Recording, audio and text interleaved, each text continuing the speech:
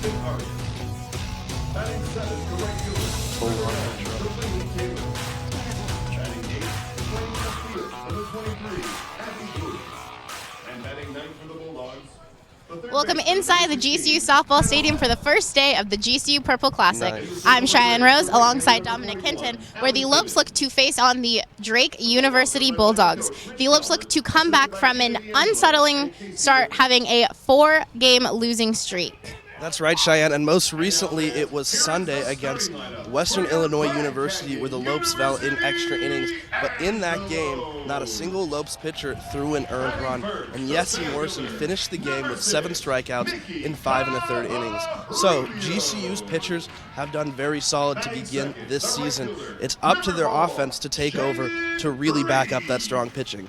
Absolutely. The Lopes pitching staff has been great, and the young freshmen coming in have gotten some really good hits here for the Lopes. They just haven't been able to really string that together, having a 2-9 overall start on the season. And the last time the Bulldogs faced the Lopes was March of 2019. And in that game, Drake ended up coming up victorious 3-1. They scored early, they scored often. If the Lopes want to take this game and start this tournament off well, they're going to have to get that offense moving quick. They have the tools to do it. They've got a lot of good freshman hitters for contact and power to back up the good, solid pitching staff. It's up to them if they want to change the season right now. Well, only time will tell what will happen between the Bulldogs and the Lopes. We have prayer, national anthem, and team lineups right here on GCU TV. Welcome inside the GCU softball stadium for the first day of the GCU Purple Classic. I'm Cheyenne Rose alongside Dominic Hinton, and we are about a little off schedule here, but we have first pitch coming your way right here on GCU TV. So, Dominic, how do you think that this game is going to start here today for the Lopes? Well, it's really in the Lopes' hand. They can do whatever they want with this game. They've had a couple setbacks early on in the season. Obviously, as we mentioned in the pregame, riding a 4-game losing streak.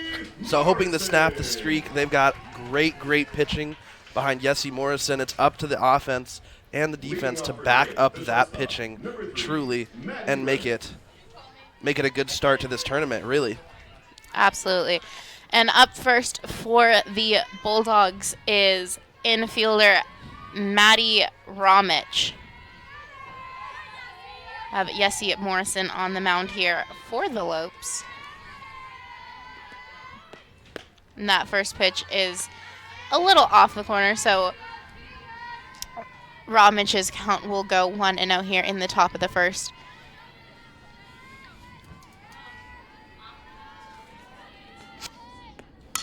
And that pitch was fouled off there by Romich. So she now has a 1-1 count. Macy Morrison getting her first strike in the game last Sunday against Western Illinois.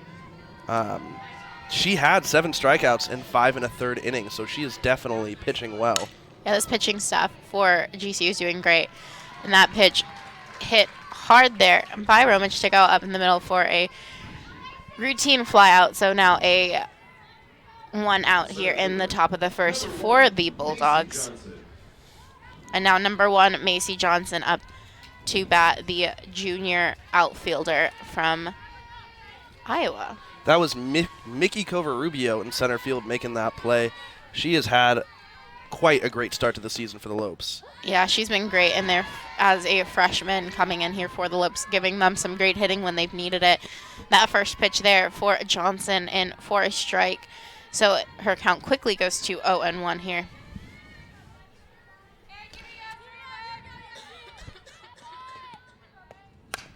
And that hit just out of the glove of Morrison. So that will bring Johnson safely to first.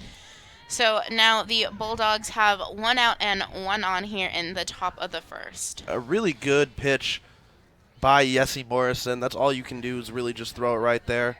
She hit it up the middle just out of the reach of the glove. So, you know, not a bad pitch. I'm not upset that there's a runner on first. That's all you can do is just pitch it and let him hit it and hope your defense can do it. Yeah, it was a really great pitch, as you mentioned, just out of reach with that outstretched glove.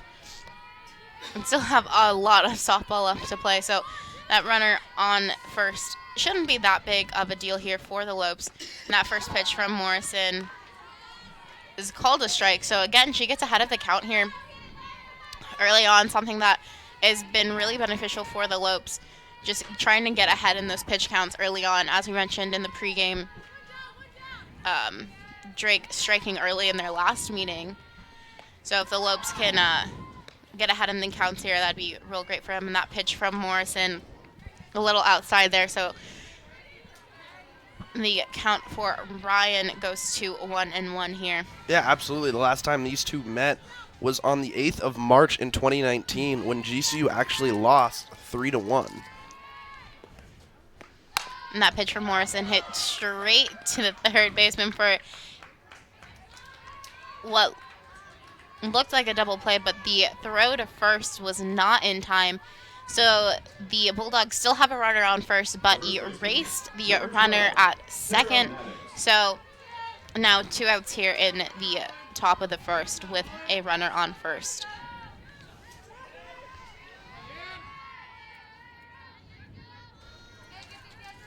Yeah, and the last time that these two met up, GCU only scored 1 run, and that was an RBI from Taylor Olson to score Savannah Turville. And the runner is safe at second, despite a great outing there, or a great throw there by Holland to get to second. Yeah, absolutely. Kayleigh Holland is a dominant force back there in the backstop, proving that she does have an arm. And even though that runner was safe, I think it was close enough to, really just keep that runner in check.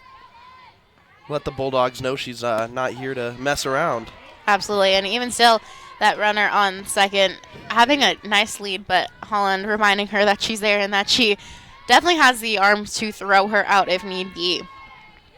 So now the Bulldogs have a runner in scoring position with 2 outs. And that is strike out. She strikes out swinging there. So now we have the Lopes coming up to bat. So the Bulldogs left one person on here in the middle of the first. Alrighty. And Yessie Morrison gets her first strikeout, and it is time for the upcoming schedule brought to you by BSN Sports, the largest provider of team sports equipment and apparel in the country. Tomorrow, women's basketball will play their final game at home against Utah Valley at 2 p.m. This, the Purple Classic, continues with softball at 3 p.m. when the Lopes take on Drake again. And then the baseball will end the day to face Fordham at 6 p.m. And you can catch all of those games here on GCU TV.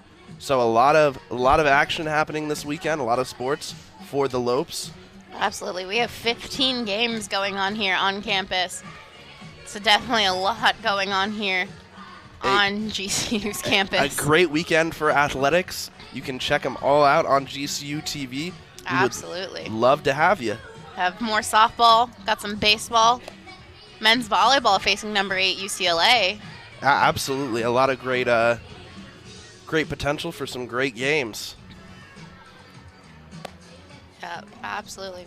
Women's basketball has their last home game also. Absolutely. So a great weekend with great sports as we're getting ready for the bottom half of this inning as Allie Timmons is the pitcher for the Bulldogs. She's getting warmed up right now.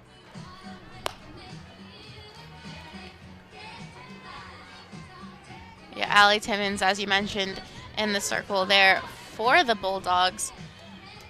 So far this season, she has 17.2 innings pitched, and she's allowed 23 runs, 21 of them being earned runs. And then she's allowed 27 hits, so a good pitcher there for the Bulldogs to have in the circle early on in this game. And now Cavarubio up to bat here for the Lopes. This freshman hitter has been absolutely great for the Lopes. That one is a little upstairs, so Cavarubio's count will go to 1-0 here in the bottom half of the first.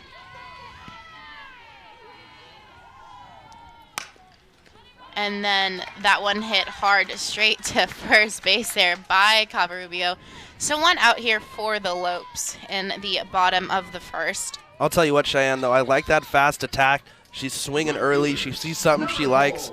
She was just a little bit early on it, but, you know, not too bad at all. Really just trying to make contact early, and I think that's one of going to be the main essential factors for the Lopes in this game. Very true. And now up to bat for the Lopes is Reed. The first pitch in for her is, again, a little high there, so it's now a 1-0 count.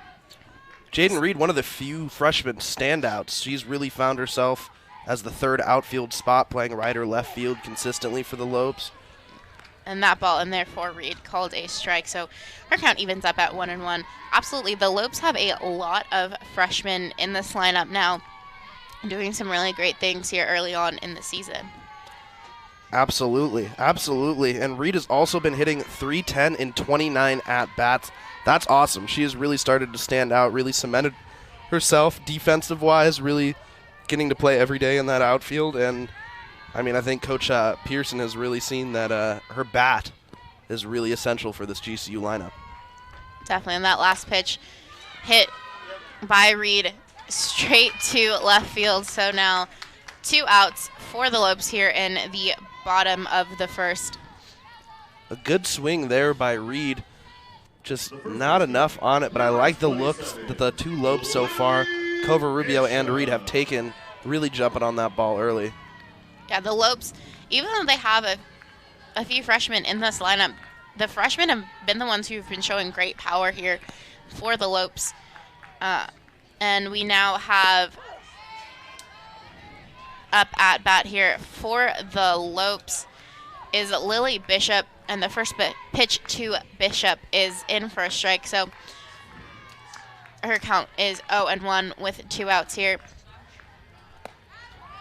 As we mentioned earlier, Dom, the Lopes need to try and strike fast and early to get ahead of this Bulldog team, as they did in their last matchup, allowing the Bulldogs to win. Absolutely, Cheyenne. I think a lot of it is mental, and you don't want to be working from behind as a pitcher.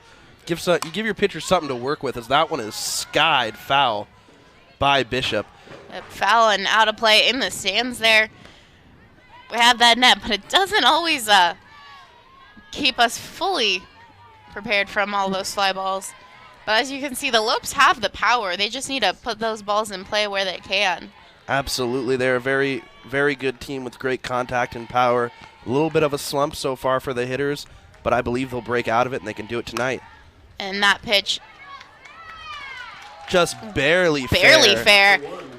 Bounced in fair and then out foul, but umpire called it fair. So that is out number 3 for the Lopes. So no hits and nobody left on base for the Lopes, but you'll have more softball in the top of the second inning right here on GCU TV.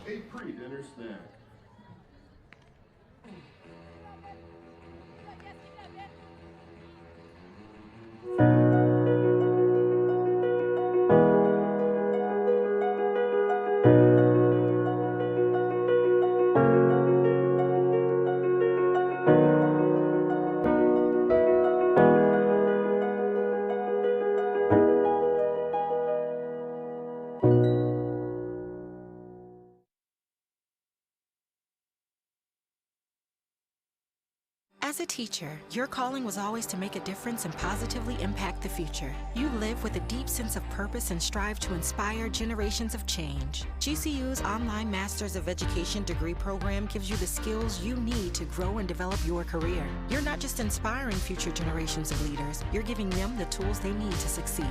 Find your purpose at GCU, where advanced technologies drive education. Private, Christian, affordable. Visit gcu.edu/online. GCU softball stadium for the top of the second inning. So far, a 0-0 game here. Nothing going for either team currently. I think it's been a good first inning, though, getting both pitchers getting some good looks, the hitters getting some good contact, and figuring each other out. And I think we're going to see some fireworks pretty soon. Hoping for it. Definitely. And that first pitch to Valtman is a little outside, so a 1-0 count here in the top of the second, starting off the Bulldogs. That one swung on a miss, so now a 1-1 count with that first strike there. And that pitch had great movement on it. Yessie Morrison has great command. She's one of the key components for the Lopes pitching staff. Like we said, 7 Ks on Sunday in 5 1/3 innings. She is a stud. That one is popped up shallow. And that one is caught at shortstop for the first out of the top of the second inning. Nice catch there by Torville.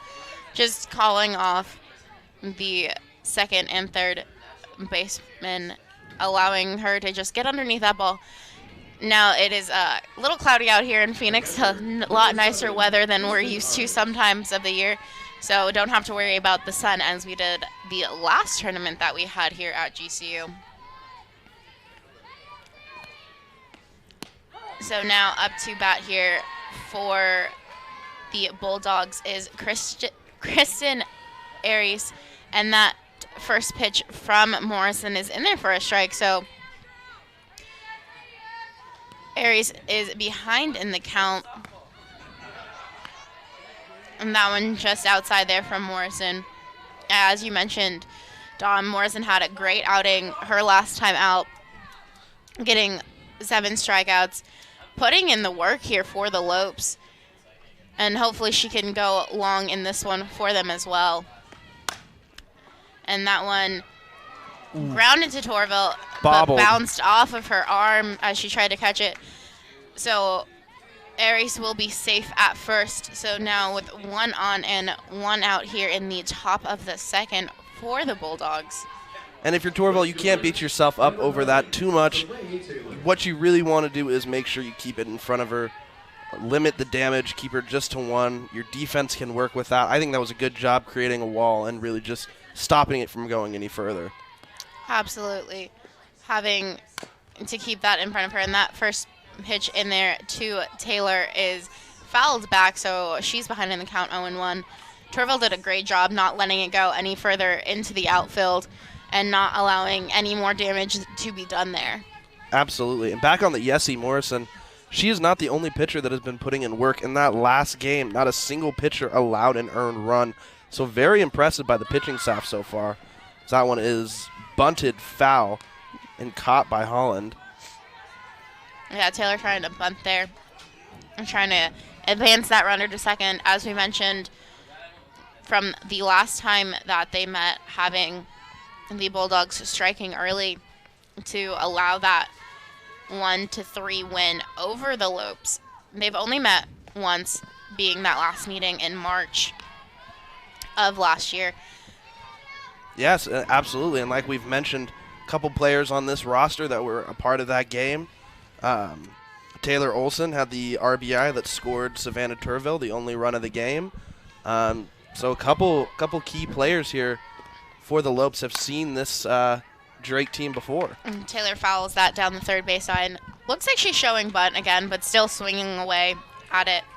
Absolutely. You're going to expect these Drake hitters to be aggressive right now. I fully expect the defense is going to have to put in some work. But Yessie Morrison absolutely is going to, I think she'll dominate this game, as she has so far. And that pitch from Morrison just off the outstretched glove of Dietrich. So now the Bulldogs have a runner in scoring position and a runner on first with 1 out here in the top of the second.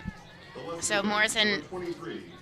And just like I said, the Drake batters being incredibly offensive right now, striking first. GCU's going to have to turn up the defense right now. Yessie Morrison's going to have to give herself out of this jam. And that pitch from Morrison in there for a strike. So doing what she needs to do and trying to get ahead in the count early on here is definitely something to help get the Lopes out of this jam early here in the second inning.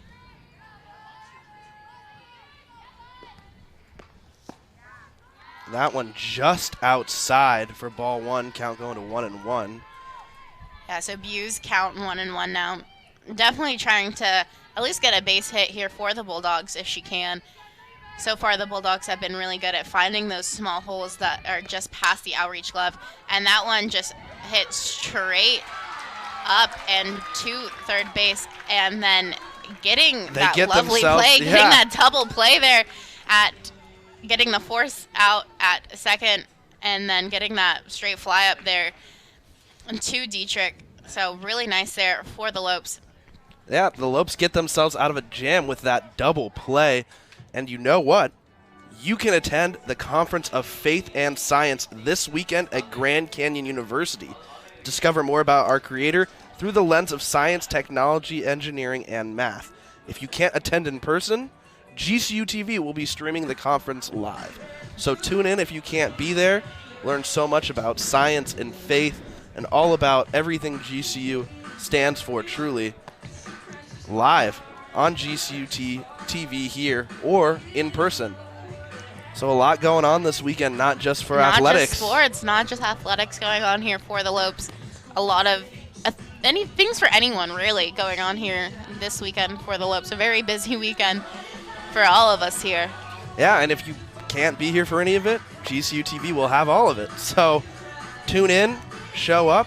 We would love to have you either way. And if you can't watch it during the time that it's going on, we have all of it on our YouTube channel. Absolutely. At GCU, youtube.com/GCU. Just like we saw that replay of that little double play to get the Lopes out of the inning, like I said. Defense putting in some work there. So a really nice way to get out. Let's see if the GCU batters can take control now, capitalize on that double play. Savannah Torville is going to lead it off, the shortstop. She was named first team all-WAC for the 2019 season. Yeah, Torville having some very athletic plays already early in the season. And that one to Torville, definitely a little upstairs there. So her count is 1-0 in the bottom. So Torville already ahead in the count. Something that the Lopes need to do to get that one. And that one far outside there from Timmins. Yeah, as I just mentioned, too, she was named first team all-WAC for the 2019 season. But she was actually named the preseason all-WAC team, too, as well for infield. So big season ahead of her. That one is up. That one's high. So now her 3-0 count here to start the bottom of the second for the Lopes. Lopes looking to get their first base runner in this game here. I think this could be the inning where they truly could start to break and open and make it interesting. And that one in there for a strike. So now a 3-1 count. That was a good pitch, but I would have been shocked if she swung at that on 3-0. Definitely. You always got to be a little cautious there when you can get a free base if you can. And she had that strike to give up, so. Absolutely. And that one popped up high. And an acrobatic catch, almost looked like she was going to drop it, but caught there by the Bulldogs, so. That was Libby Ryan at second base for the Bulldogs making that catch. That looked like that could have been trouble. I was hoping it would have popped out of her glove, but she makes contact with that one. I know Torvo wished she could have had that back. She had him at 3-1, but nonetheless, make contact, got out of there, and now Olivia Zufelt is up to bat. Zufelt had the first home run of the season for the Lopes. She's another freshman that has been really impressive this year for Coach Pearson's squad. Yeah, that first pitch in there for a ball. So, again, the Lopes getting that advantage, being ahead in the count early on. Zufelt having a 1-0 count, and after that pitch being a 2-0 count. So, again, Timmins getting in some trouble early on here, allowing the Lopes hitters to get ahead. And right now, when she's struggling with command is where they need to strike right here. And Zufelt a swinging big swing on that by one. Zufelt, absolutely. Definitely have talked before about these Lopes hitters trying to change the game with one swing of a bat. And you can't always do that. Sometimes it's just better to get a few base hits and string them along Absolutely. instead of just trying to swing for the fences. Nothing wrong with small ball there as that one is fouled. Count goes to 2-2. And absolutely, and Zufelt, one of the freshmen who plays really good small ball. She can hit the home run ball. She's got great contact. She has really good defense as well, but lately she has found herself as the designated player and hitting in the heart of the order. So that just shows how much confidence Coach Pearson has in these freshmen here. Zufeld's home run actually hit our camera behind center field the last time that she had one here. She's got a lot of power. The freshman out of Hayden, Idaho, has a team high of 8 RBIs on the season, including 3 doubles. So an impressive start to her freshman season and Division I softball. And Zufeld's count is now full, and that one bunted right in front of her, but nicely fielded there by the Bulldogs. So now out number 2 here for the Lopes, despite getting ahead early in the count. Nothing to show for it really here. And the junior catcher, Kayleigh Holland, is up to bat. See if she can do anything with 2 outs here. Get a little 2-out rally going in the bottom of the 2nd inning.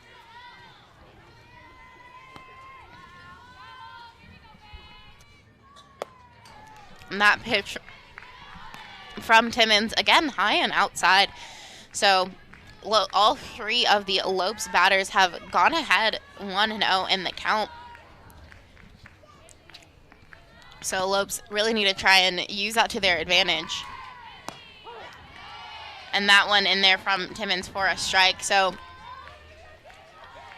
now Holland's count at 1-1 with 2 outs here in the bottom of the 2nd.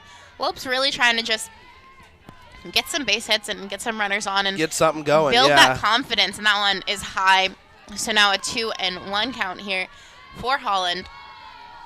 Definitely just need the Lopes haven't had the start that they necessarily wanted, as we mentioned, being on this 4-game losing streak. So just getting some confidence back in the girls. And that wild pitch there. So it's the little things, a hit here and there, base runners, such as the on defense, the double play, the things that spark a little bit of confidence and momentum can really change the game. Yep. And now her count is 3-1 here for Holland. Holland hits that one high. Can't even see the ball, but that one was caught by the left fielder for out number 3 here. So even though the Lopes got ahead in the count for all 3 of their batters, nothing done, no hits, and nobody left on base, but you'll get more softball in the top of the 3rd right here on GCU TV. Came through drippin', came through drippin', came through drippin', diamonds on my wrist, they drippin', ice. Came through drippin', came through drippin'. Mountain Dew Ice, a clear, refreshing lemon lime dew. Curiosity fuels you. So when you're ready for a fulfilling new career, let your curiosity fuel that change. Grand Canyon University's online degree programs in technology make it convenient for you to achieve your dream. GCU teaches you how to plan for innovation. By applying that knowledge to today's most challenging problems, you're helping to build a better tomorrow. Find your purpose at GCU, where advanced technologies drive education. Private, Christian, affordable. Visit gcu.edu/online. Rock a showstopper, beats, get it crunk and wired. Wave your hands, scream loud. Everybody here, get it out of control. Welcome back here to the GCU softball stadium. We've seen the Lopes get ahead in their last inning at bat, but nothing to be done here for the Lopes. So now Hannah Powell's up for the Bulldogs. And Yessie Morrison back to work again for the Lopes in the top of this 3rd inning here. 2 really good innings. Found herself in a little bit of a jam with a runner on 2nd and a runner on 1st with 1 out last inning, and an amazing double play by Dietrich, the 3rd baseman. And that got him out of it. So here she is again. And that pitch from Morrison is a little low, so allowing Pals to get ahead in the count here in the top of the 3rd for a 1-0 count.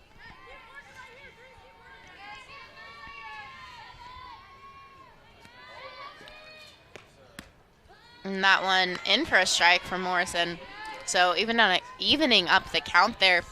That one had a lot of movement on it. I'm always so impressed with the command that Yessie Morrison has. She can make that ball move and break so well, really confuse the batters. Great pitcher. And that one swung on by Pals, and it will be a diving catch was about to be made, but it bounced out of the glove of Reed there in right center. So now Pals is safe at first for the leadoff man here for Drake. And I'll be honest, I didn't think she was going to get a glove on that one. Jordan Reed with so much speed out there in right field, covering a lot of ground, laying out, almost getting it, just falling out last second. I don't care that she didn't make that catch. That was great effort right there, and you love to see that. Definitely great effort there from Reed, having it in her glove, and just unfortunately it coming out. And that pitch there from Morrison, again, just a little outside. So now Ramage ahead in the count here. So Drake's order has flipped over. And that one, again, a little outside. So now a 2-0 count here for Ramage. And Drake has a runner on first with no outs. So a little bit of trouble here for the Lopes. Not anything that's too concerning this early on, but having no outs with a runner that is ready to steal here, as we see Pals getting a little bit of a lead, and then as soon as that ball is thrown by Morrison, trying to run out a little bit and trying to help her team break this goose egg of a score going on here.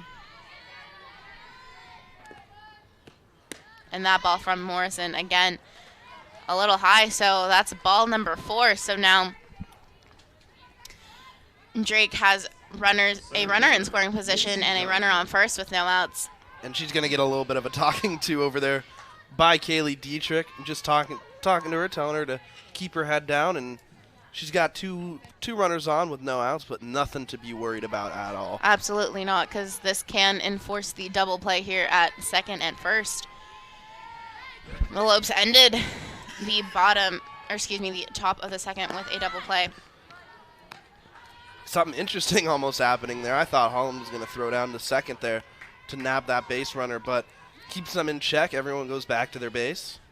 Yeah, as Johnson there showing bunt and running with her bunt, not making any contact. So now an 0-1 count there.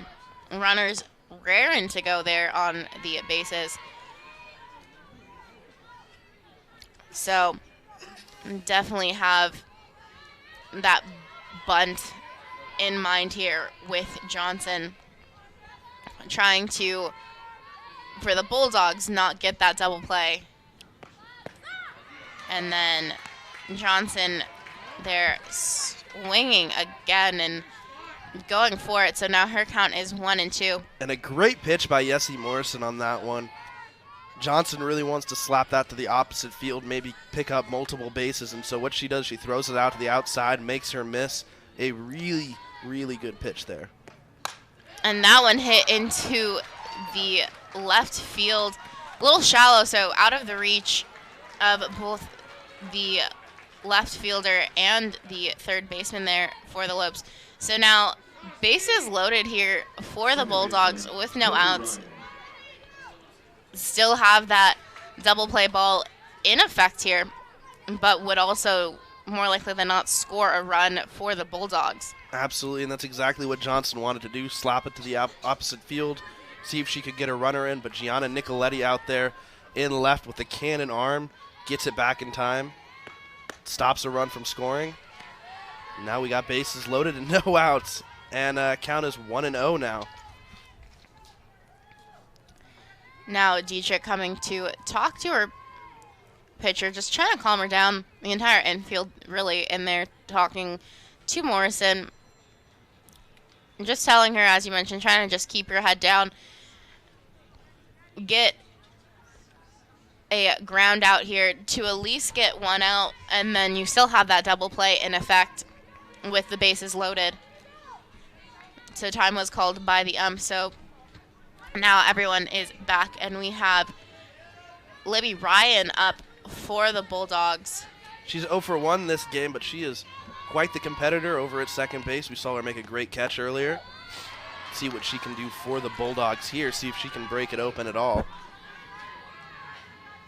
And Ryan's count is now 1-1. So Morrison really just trying to look to get one out here with Ryan.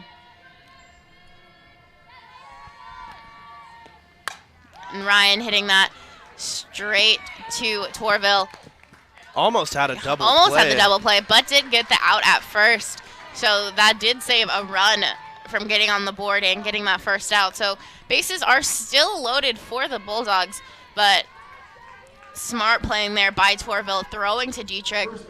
That's heads-up softball. That's what there is. Her IQ is very high on the field, something I don't think she gets enough credit for, especially And let's look at that again. That was a great throw, definitely in plenty of time. Absolutely going back, IQ. And she knows exactly what she wants to do as soon as the ball is hit to her. Definitely. And that pitch from Morrison is good and in there for a strike. So Sarah Maddox up to bat here for the Bulldogs and is behind in the count early with an 0-1 count, excuse me. So one out with that last out at first. Excuse me, that last out at home. And that one fouled back there by Maddox. So Morrison slowly working her way out of this jam. And great credit to the Lopes defense. Again, to Torville with throwing to home to save a run from scoring. And that pitch from Morrison, again, fouled off by Maddox. So 0-2 count here. So Lopes slowly working their way out of trouble here. Absolutely. They do a great job of working themselves out of jams, whether it be good defense, great pitching. Right now, 0-2, I think if you're Yessie Morrison, you got to get this one right here. Really give confidence to your team. And that fouled off again by Maddox. So staying alive here for the Bulldogs. And staying in this, trying to drive up Morrison's pitch count. But still have bases loaded with an 0-2 count and one out only for Drake.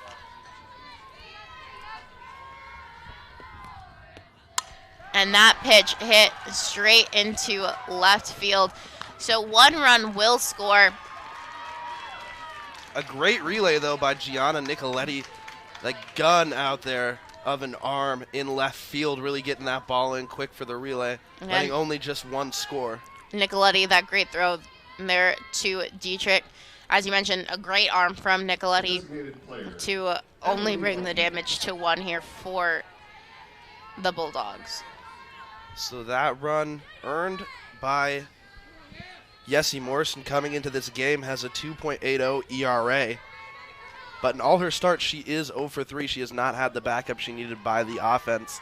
So hopefully offense can get something going next at bat and give her the first win she deserves. And that first pitch to Voltman is in there for a ball. So Voltman ahead of the count here from Morrison. And that one also a little high. So Bulldogs ahead in the count with a 2-0 count. Still only one out. Bases still loaded, so still have that double play in effect. And just have a little visit there on the mound with Morrison from the assistant coach. Just trying to calm her pitcher down. So Morrison and Holland both on the mound, just having a little conversation with one of their coaches. The Lopes have already stopped a lot of damage that could have happened having bases loaded for a while here in the top of the third. So definitely have to tip your cap there to the Lopes, keeping the damage only at 1 here so far. Absolutely, and I think it comes down to, as we were saying earlier, baseball IQ. They know exactly where they want to go with it as soon as it's hit to them. They've been able to limit the damages with good relay throws, great cutoffs.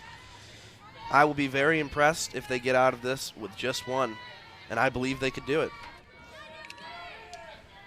Lopes definitely have the arm strength to keep the ball in a short field to try and keep those base runners in place.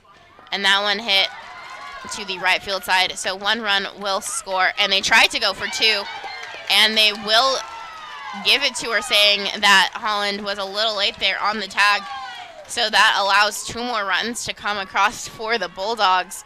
And not a bad call by the home plate umpire. It was close. Coach Pearson's going to go have a talking just to get some, confirmation really quick. And there's going to be a pitching change as well. Yeah, Lexi Coons coming in for the Lopes here. Coons has come in a few times for the Lopes as a little bit of a reliever for Denhard and for Morrison in a few games.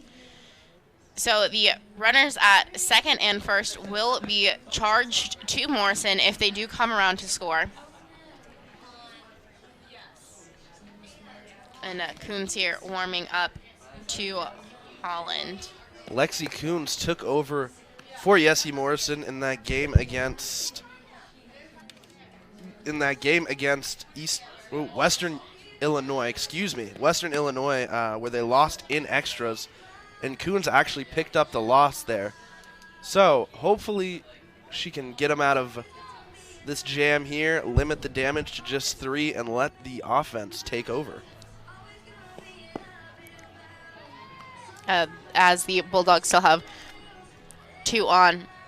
It still has a little bit of pressure on Coons coming in here in the top of the 3rd. Morrison probably not staying in as long as the Lopes coaching staff would have liked.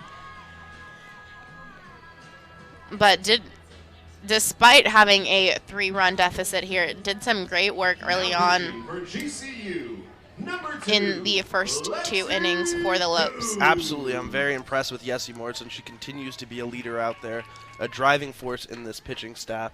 And Lexi Coons takes over. Hopefully she can get him out of this jam.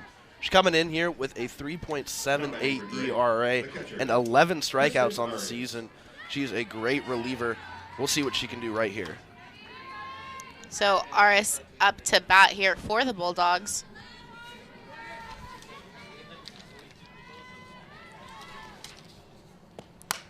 And the first pitch from Coons is hit into the stands, almost hitting the Utah State softball teams that's sitting waiting for their game after this one. Utah State here, just checking out their next competition. Once again, GCU is going to be taking them on as soon as we wrap up this game here. Yeah, 30 minutes after this game, GCU gets to take the field one last time tonight. And that pitch from Coons, nicely held at bay there by Holland. Holland does a great job in the backstop, blocking balls, framing the balls. She does not get enough credit for just being a really big wall back there and a great target for the pitchers. Ari's count now 1-1, and she swings on that one. That one's going high, straight to Reed, though. The runners think about moving, but decide against it as Reed threw that nicely there to Fifield, holding the runners at bay. So Drake still has a runner in scoring position and a runner on first, but not allowing the runners to advance there now with 2 outs. So Coons doing her job so far and eliminating a bit of that pressure there that the Lopes have.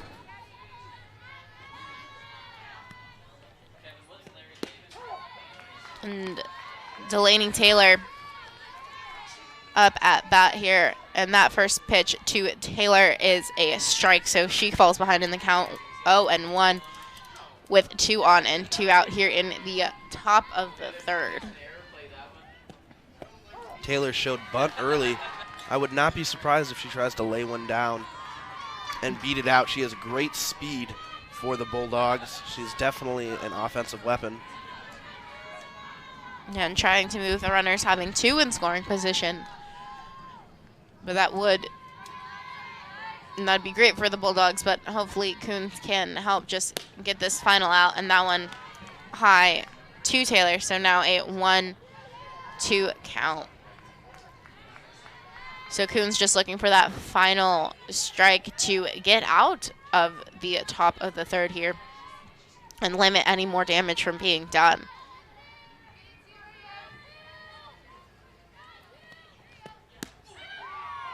Oh, that one was very close.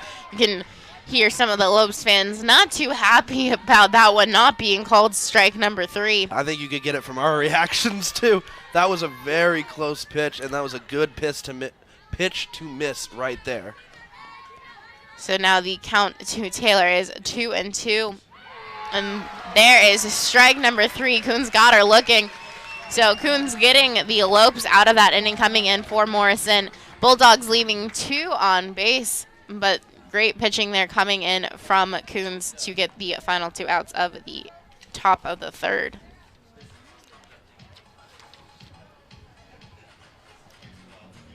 Grand Canyon University Arena is proud to host Elevate 2020 Music Festival back in Phoenix, Arizona for its 8th straight year. Join us this June for a great weekend of worship. Tickets are on sale now at gcuarena.com.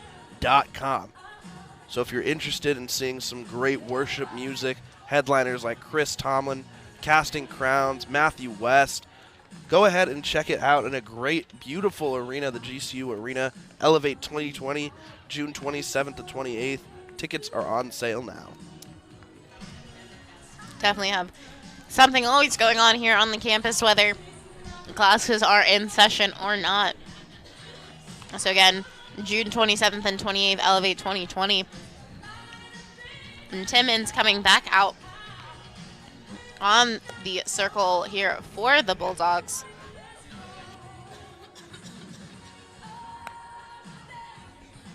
Lopes now looking to come back from a 3-run deficit that the Bulldogs put up there in the top of the 3rd. The Lopes have Fifield, Nicoletti, and Dietrich up for the bottom of the 3rd here. Second baseman, number 20, Kristen Fifield. And so Fifield coming up to start off this inning for the Lopes. Lopes yet to get the leadoff man on base. So hopefully they can get something going here. And that one, Fifield had to duck to avoid getting hit in the head. So again, for the 4th batter in a row for the Lopes, getting ahead in the count early on, but still just not having been able to get anything going for the Lopes. And Fifield hits that one up high. And called off by the second baseman there. I know Fifield is not happy with that one. Wish she could have that one back. Just got a little bit under it and skied it right to the second baseman. The left fielder, So the Lopes now have 1 out with Nicoletti coming up to bat for the Lopes. Sophomore left fielder really established herself as an everyday outfielder for the Lopes. That one in there to Nicoletti for strike number 1.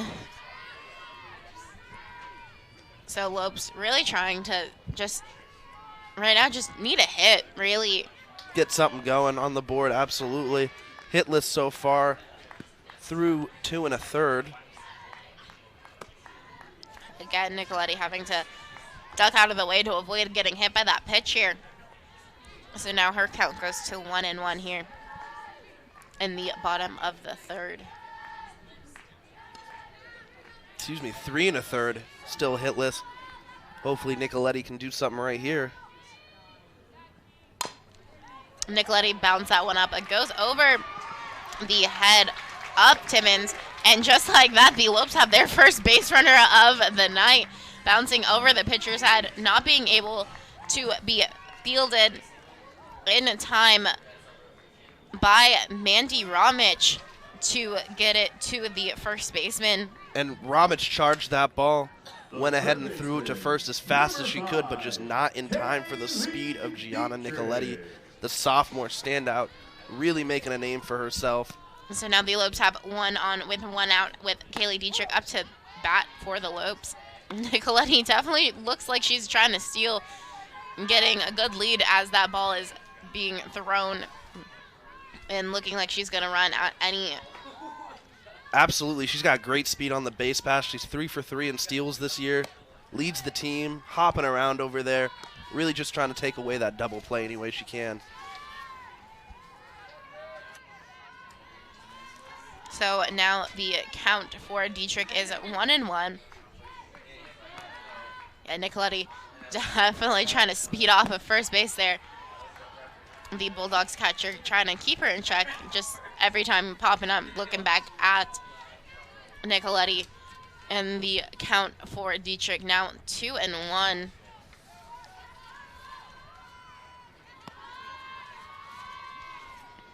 Aries just keeps popping up, showing to Nicoletti that she's not scared to throw that ball back to first if she needs to. Absolutely. Now that count to Dietrich is 3-1.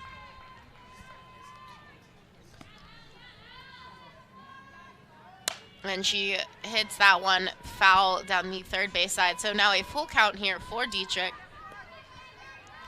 Looking to get something going here for the Lopes, just trying to move that runner into scoring position. Kayleigh Dietrich, the junior, returning this year to Coach Pearson's squad. Had a nice year last year with 22 RBIs and a 248 average. Hoping she can do something right here. Again, fouling that off to just past the Lopes dugout. Looks like that ball actually went into the Lopes dugout. So still her count remains full at 3-2 with 1 on and 1 out for the Lopes here in the bottom of the third.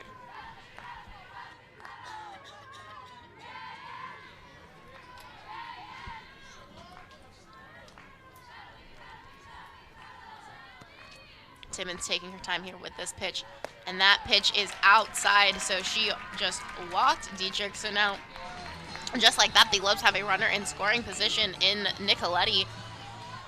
Absolutely, and this game can break right open with the swing of a bat.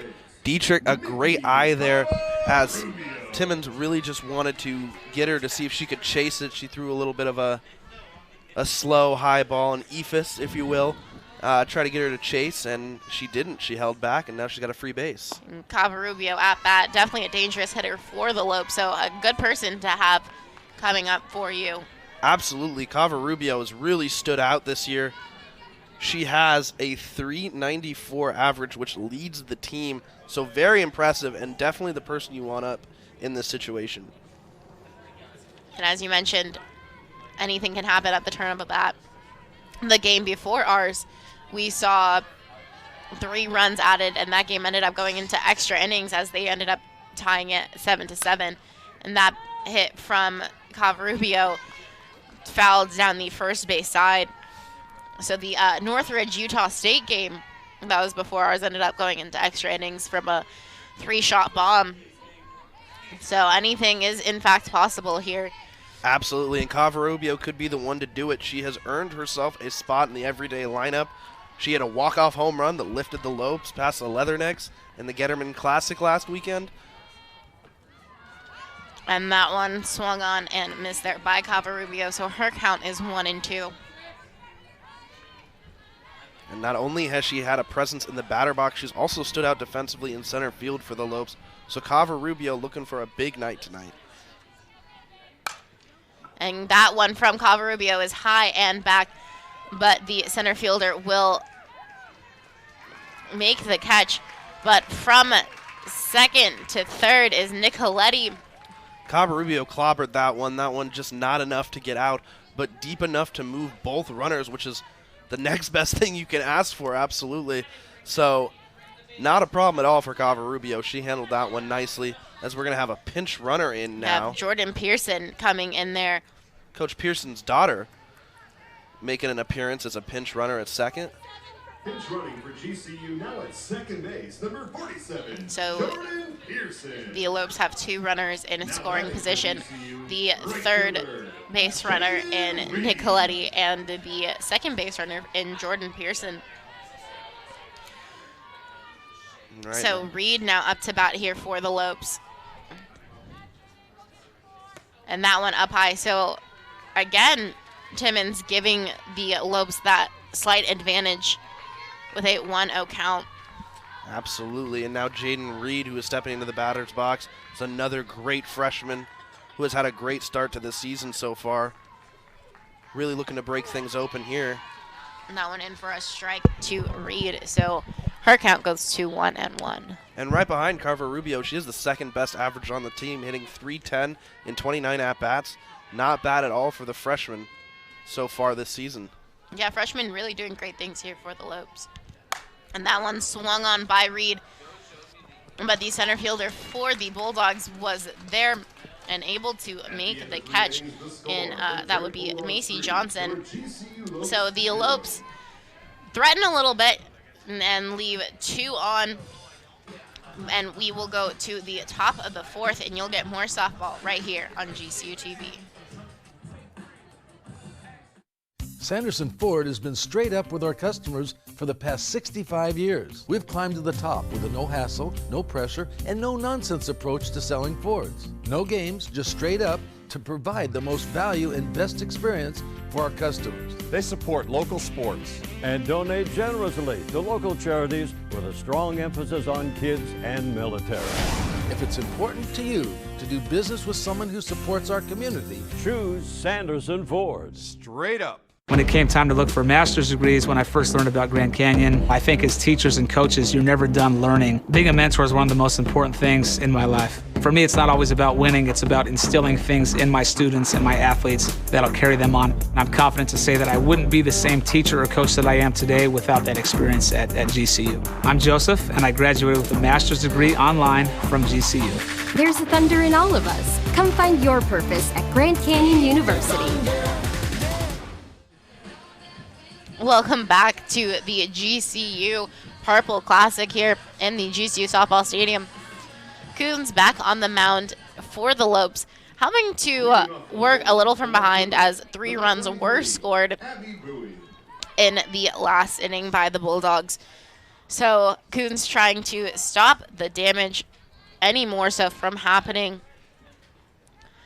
As we mentioned in that game last March, the Bulldogs struck early with 3. So a similar story happening here tonight, and that pitch from Coons is outside, so a 1-0 count here. Yeah, absolutely. Like we've mentioned earlier, most of the game, Drake scored fast and first in that game back in March, and we lost 3-1, GCU did. And their only run came from Taylor Olson, who had an RBI to score Savannah Turville. And that hit there by Bowie, getting past the glove of both the infield and outfield, so allowing Bowie to get to first. So the leadoff man for the Bulldogs on again in back-to-back innings here. And now Powell's up to bat. He's 1 for 1 on the night so far. Powell's having to back up out of the way there in order to miss being hit by that ball from Coons. So her count goes to 1-0 with 1 on and nobody out here in the top of the 4th.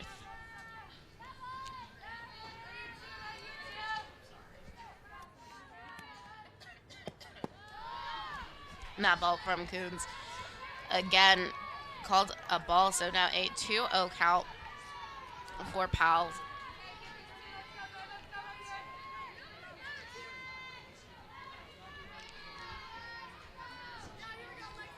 Drake trying to take advantage of that 3-run lead they have and trying to add to it. Lopes not wanting that to happen, but Coons now giving up 3 straight balls here to Powell's for a 3-0 count. Yeah, Coons trying to paint the corners a little bit, but the umpire not giving her anything. She would try to go inside and outside, balls on both time. And that one's in there for a strike. That was a great pitch there from Coons, that changeup right there. Absolutely. Again, painting the corners a little bit inside, but perfectly placed for that strike. A good pitch by Coons. So now a 3-1 count to Powell's. And Coons just trying to stop any more damage from happening, as now these runners will be charged to her. And that one fouled off there by Powell's. So quickly her count moves to 3-2. So Lexi Coons working herself back into this count. A great opportunity here to get the first out of the inning. So now Coons taking her time a little bit, trying to decide what she wants for this next pitch. And that one being just a little high. Again, trying to paint those corners, but umpire not giving it to her. So now allowing that walk with no outs, putting the Lopes back into a little bit of trouble, having 2 runners on and no outs. And so now Ramich back up to bat for the Bulldogs. Now the Bulldogs have runners on second and first, so 1 runner in scoring position with a 0-1 count delivered here to Ramich. So Coons getting ahead in the count, which is very important here for the Lopes to try and cut any of this damage, having the double play ball in effect here. That went outside from Coons. Yeah, if I'm Coons, I'm looking to just put something in play, really just give something that the Bulldogs can ground and maybe roll up a double play and really trust my defense here and get 2 quick outs in this inning. That one a little high, so now a 2-1 count here to Ramich.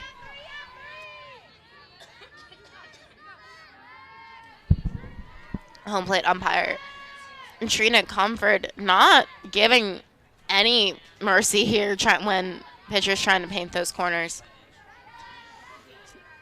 And timeout called there by Ramich. So that's giving Coons a little bit of time to decide what pitch she wants up next. Ramich, the senior, 0 for 1, looking for her first hit of the day. Lexi Coons looking for the first out of this inning here, as that is strike 1 to Ramich. And that 2-1 count to Ramich. Coons trying to cut this damage down. Excuse me, that 3-1 count, and that one fouled off there by Ramich. So now full count. Runners definitely ready to go when need be at any sign of contact from that bat. Second batter in a row. Lexi Coons has worked herself back into this situation. Let's see if she can win the battle right here. Gotta give props there to Coons with coming back from a 3-0 count. And that one swung on and fouled to the left base side. So Ramich keeping herself alive a little bit longer here and also driving up Coons' pitch count just a little bit here with this at bat.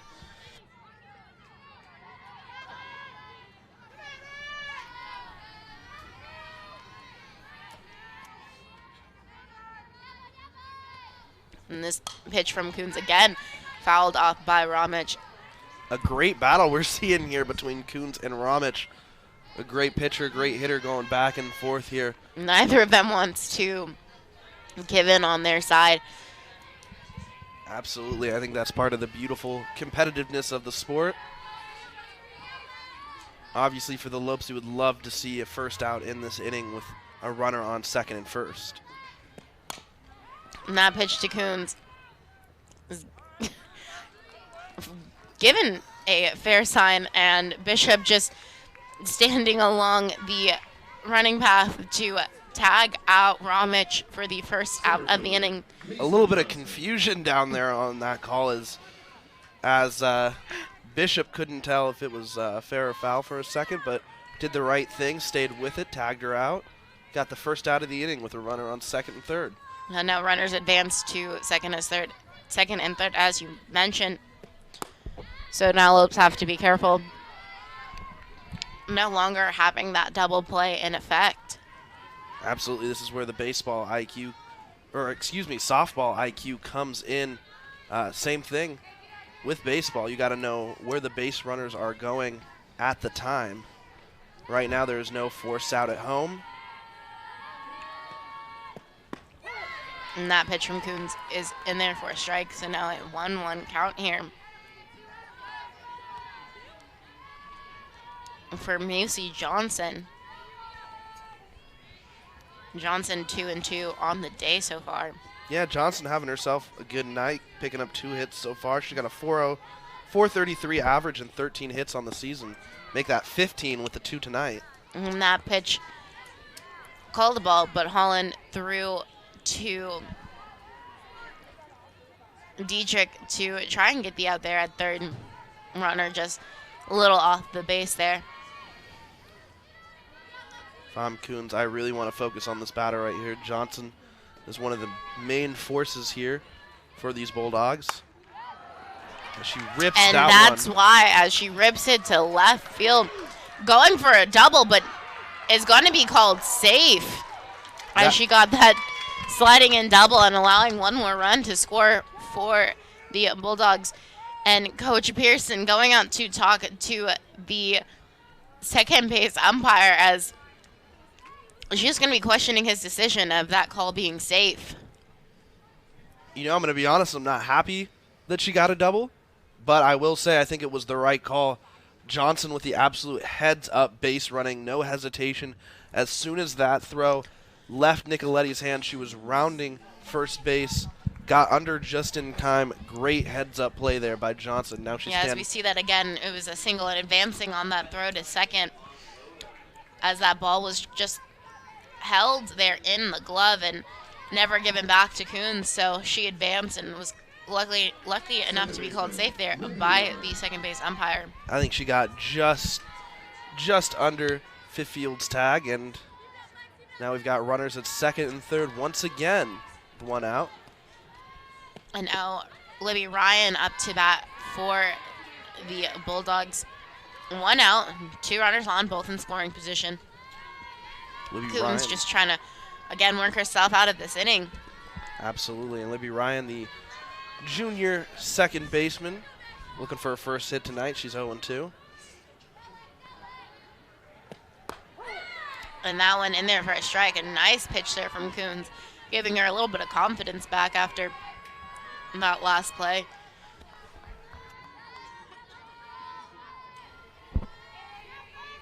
So now a 1-1 count here to Ryan.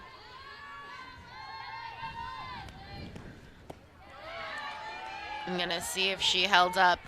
Second base umpire says that she did. Great job by the home plate umpire getting a second opinion there, making sure she gets the right call, saying she held up. Yep, so now a 2-1 count here for Ryan.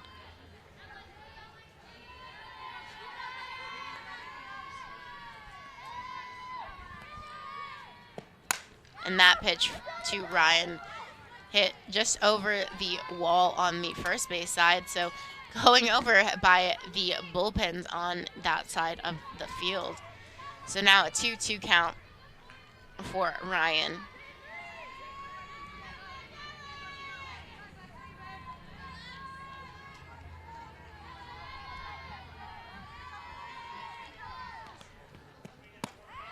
And that pitch just outside there from Coons. So now a 3-2 count. So again, working that pitch count to its fullest. Absolutely, and Coons continues to work both corners of the plate, getting some calls here, some calls not, but for the most side, outside, she has not gotten any of those calls to go her way. And that one hit up and into the stands here on the first base side. Got to be careful down there. Absolutely. I think it caught a couple fans off guard. Didn't know where that one was landing. Definitely lost it up there, as it is now aside from shade. 7:02 here in Phoenix local time. So it's very dark except for these lights that we have here at the GCU softball stadium. So got to be paying attention, and easy to lose that ball up there. Absolutely. I was going to say, except for shade, these things double as great head protection above the crowd. The little tarps up there. And that pitch from Coons hit up and just missed by the glove of Bishop. And that will allow one more run to score and have runners on the corners. Still with one out, so now a 5-0 deficit for the Lopes. Yeah, the Lopes not happy with that one there. That one was just roped down the line just past Bishop. Good enough to get that runner in from third and score, as the as the Bulldogs continue to extend their lead. I almost said Aggies there. That's who they play. The Lopes play next. So after this game, go ahead and stick around if you're still interested in more softball as the Lopes take on the Utah State Aggies. And if you're already listening to this game, I'm sure you got to be interested in softball just a little bit. Absolutely. I know I would be. I know I am. And we're going to be here for that game too. Absolutely. So you can't get rid of us that easily, as we have a lot more softball left, not only tonight, but this weekend in the GCU Purple Classic.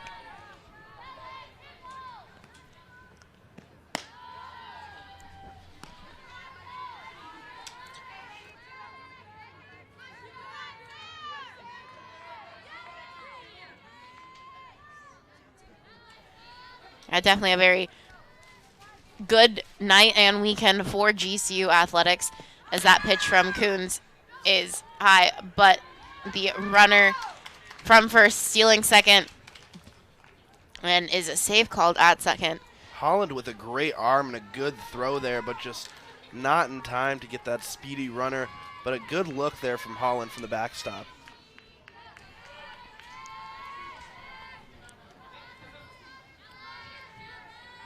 So now a 2-0 count here for the Bulldogs, with runners both in scoring position, and a big swing on and miss there by Maddock. So now a 2-1 count.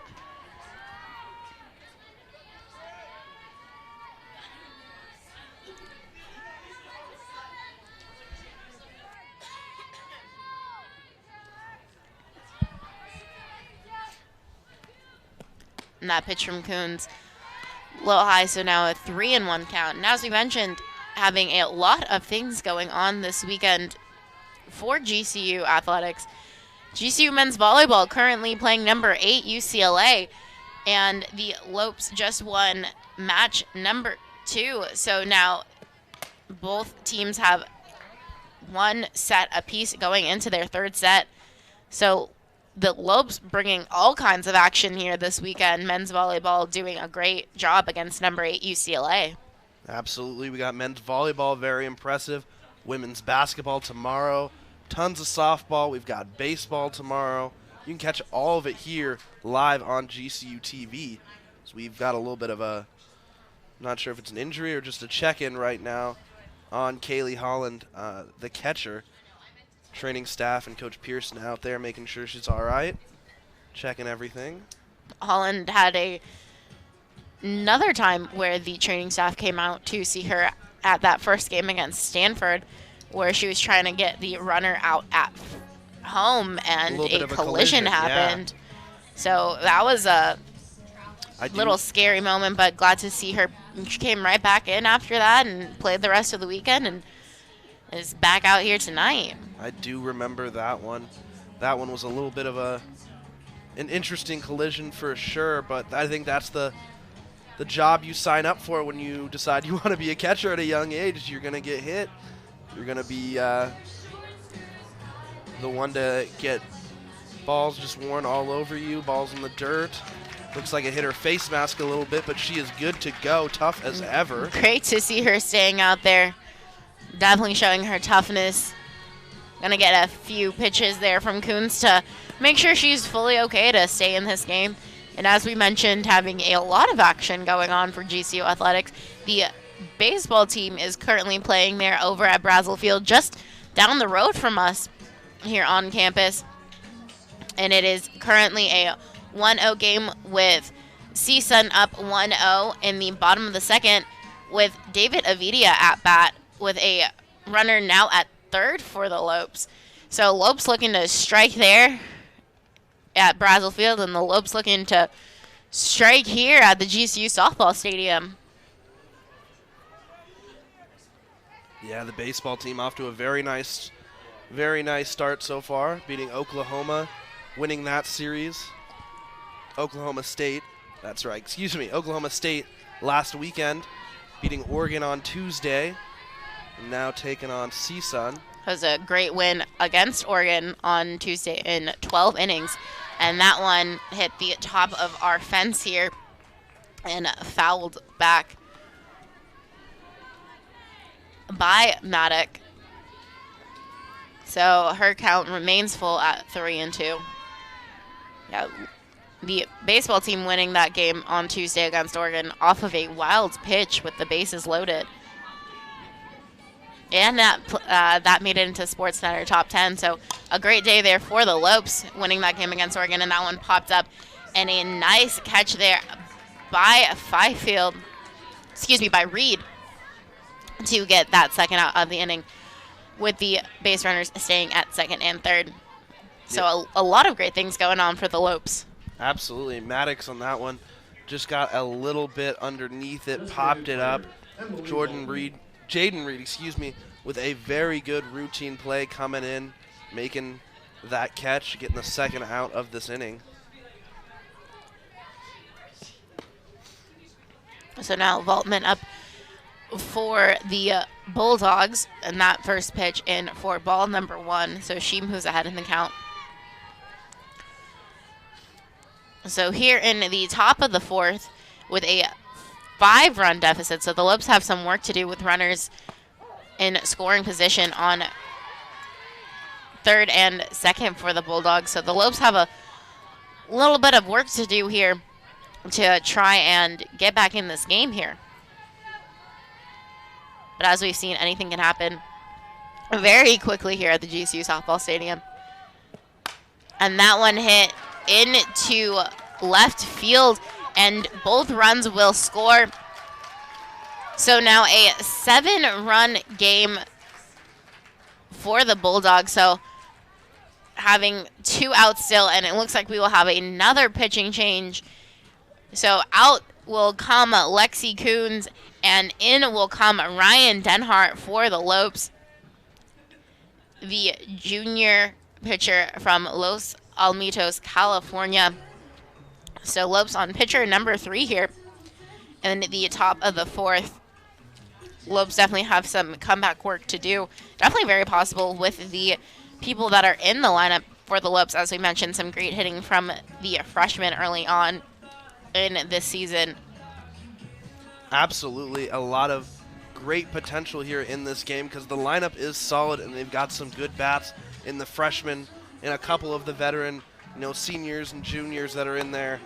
They can definitely break this thing open. All they need to do is just, protect home plate right now, not let any more up, get out of this jam, and go ahead and get the bats going. And as we mentioned once before, the Lopes have another game about 30 minutes after this one, as this is game number 1 in our weekend of doubleheaders for the Lopes. So after this, GCU will face Utah State, and they will be the designated away team in that game, starting approximately 30 minutes after this game against the Drake University Bulldogs concludes. So Ryan Denhart, as we mentioned, here in the circle for the Lopes, looking to get that final out here in the top of the 4th. And Kristen Arias coming to bat here for the Bulldogs.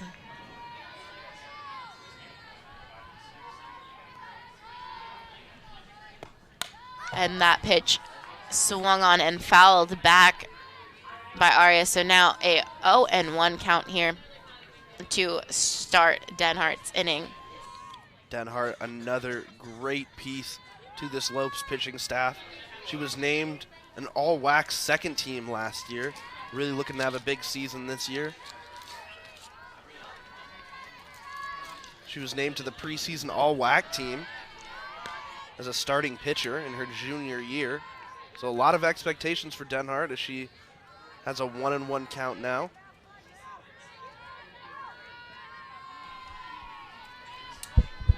Bulldogs still have a runner on first.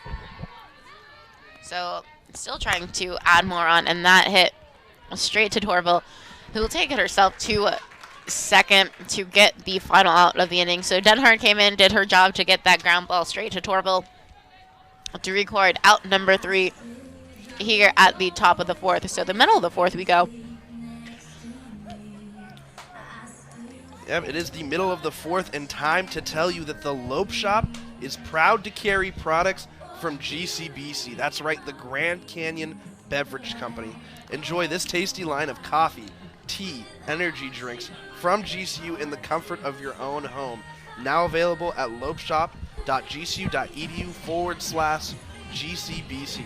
So go ahead, check them out, pick up some delicious coffee online. They've got the K-Cups for all you Keurig heads out there. They've got the ground coffee, Stampedes. Cases of Stampede. I gotta admit, I have a slight GCBC problem. I think every single I think GCU all of us student do. goes through a GCBC problem at some point, and you know what? That's not a bad problem to have. Definitely not. Although that is where all of my dining dollars go. You know what? I'd rather have it be at GCBC than another place, because everything GCBC stands for, being student-run and everything else, delicious coffee, that's the place you want to go. Definitely. We went before the game, got Stampede, got a coffee for game number 2. They have snacks. Absolutely. You really can't beat GCBC. Perfect for a pre-game pump-up, and if you're sitting at home right now, why don't you go ahead and order some online? So GCBC now online, and welcome back as we go to the bottom of the 4th inning. And Timmons still in the circle for the Bulldogs. GCU, first baseman, Lily Bishop. And leading off for the Lopes is first baseman Lily Bishop. 0 for 1 on the night. And that pitch to Bishop is high. So again, as we mentioned, Timmons letting the Lopes get ahead early in their count. But not letting them finish. But not letting them finish. The Lopes are just 1 for 10 so far. And that one hit by Bishop. That one hit high and far, but unfortunately foul, as it looks like it'll go past the dugout and past the bullpen on that third base side. So as you can see, the Lopes hitters have the power to put those balls in play when they need to. So now Bishop's count will go to 1-1. And that pitch is high and outside. So now a 2-1 count. But Timmons seems to be able to work her way out of those counts, even though she allows the batters to get ahead in them consistently, as we've seen so far here tonight. And that one hit high and far, and that one is gone there. So the first run of the night for the Lopes is scored on a solo home run there by Bishop, giving some life into this Lopes offense. So Lily Bishop's getting that first home run for the Lopes here tonight. Absolutely, you can put that one on the board. Lily Bishop crushed it to center field. Say goodbye to that ball there. Absolutely, a great way to break open this game for the Lopes, getting them on the board. She says, I'll just do it myself. I don't need to wait. No outs, homer to center field. And someone else who could very easily do that for the Lopes in Savannah Torville coming up here. So Lopes not getting the leadoff man, but getting a leadoff home run is probably almost just a little better now, down by 6 here in the bottom of the 4th. 100%. The Lopes will take anything they can get to spark life into this offense right now, and that was a great way to do it.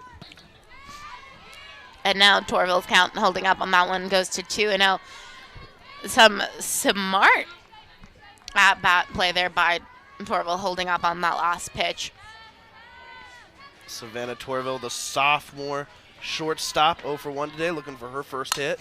And that one from Torville high into left center, and that one is caught there by the left fielder and Abby Blee. That one a good hit, just not enough to take it outside of the softball stadium, but a good contact there, getting under it for Torville. And up comes Olivia Zufelt, the freshman out of Hayden, Idaho. She's had a big year so far.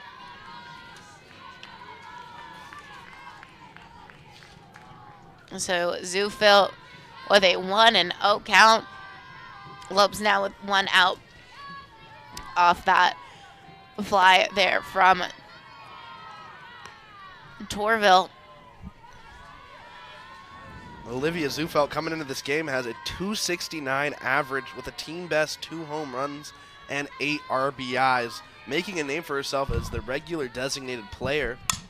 And that one hit straight back there to Timmons for out number 2. So that ball hit hard there by Zufel, but unfortunately hit straight back to Timmons. So 2 outs there for the Lopes. Number 12, Kayleigh Holland. So now Kayleigh Holland coming up to bat for the Lopes, trying to get something going here after that home run from Bishop.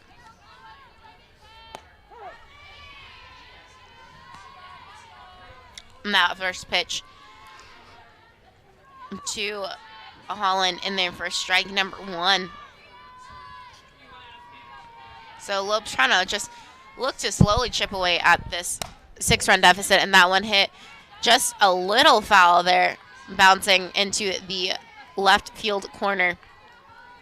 So now a 0-2 count here for Holland.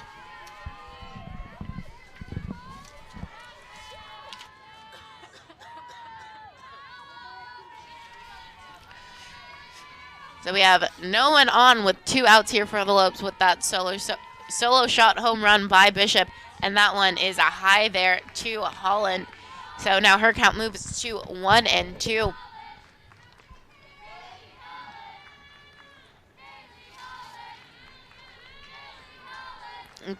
You can hear her teammates chanting from the dugout, Kayleigh Holland. And that one high. Bulldog fans not too happy with that one, as it looked like it could have painted the corners, but a nice call there by home plate umpire Trina Comfort as calling that ball number 2. So now Holland's count goes to 2-2. And she swings on that one, puts a little air up on it, so the center fielder able to make that catch. So Macy Johnson making that catch there for the Lopes. No one left on base, but a bomb by Bishop to bring the score to 7-1, and you'll get more softball and the top of the 5th right here on GCU TV. But we already have the best student section in the whole country. I know, but what can we do to take this thing to the next level? Guys, I think I've got an idea. Whoa.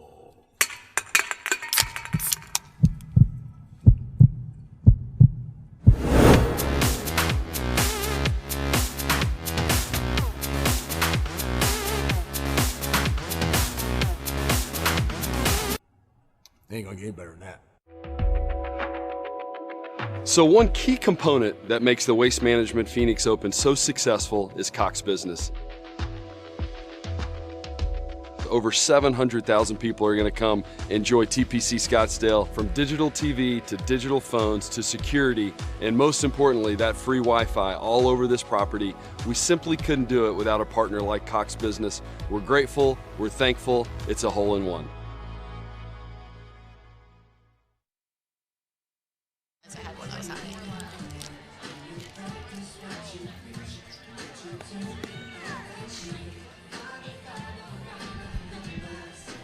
And as we can see, that home run there by Bishop, that solo shot.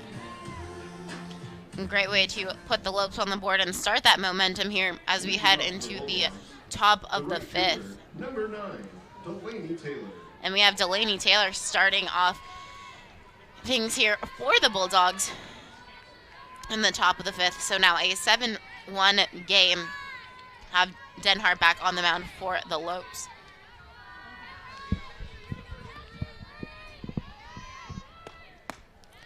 First pitch from Denhart is ball number 1 to Taylor, who is 1-2 so far on the night. Came to bat in the 2nd and 3rd innings for the Bulldogs, and that one a big swing on and miss for a strike.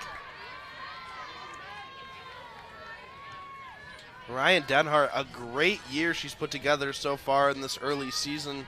Again, still early on, but she's got 15 strikeouts so far. That's good for a team best. Yessie Morrison right behind her with 14 coming into this game. And that called strike number 2. So now a 1-2 count here for Taylor.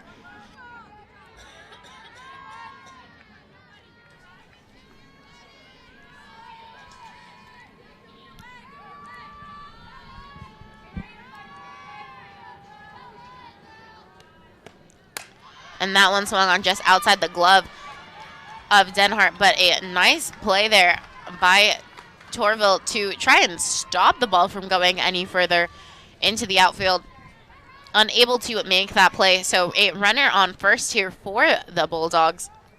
And again, in Taylor. Going back to that softball IQ, it's exactly what Savannah did in the first inning, just being a wall, trying to knock it down, keep it in front of her, limit the damage, keep it to one base, and then let your pitcher go back, set up the double play. Having that double play in effect here for the Lopes with that runner on first. And Bowie at bat for the Bulldogs.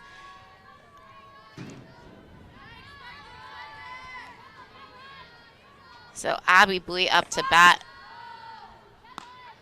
And that goes for ball number 1. So a 1-1 count. So we have 1 on and no out here for the Bulldogs in the top of the 5th.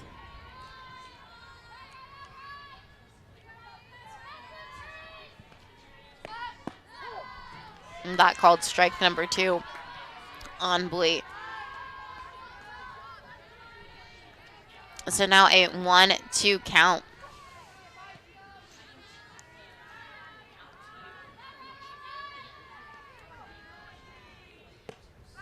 And that one outside. So now a 2-2 count here for Bowie.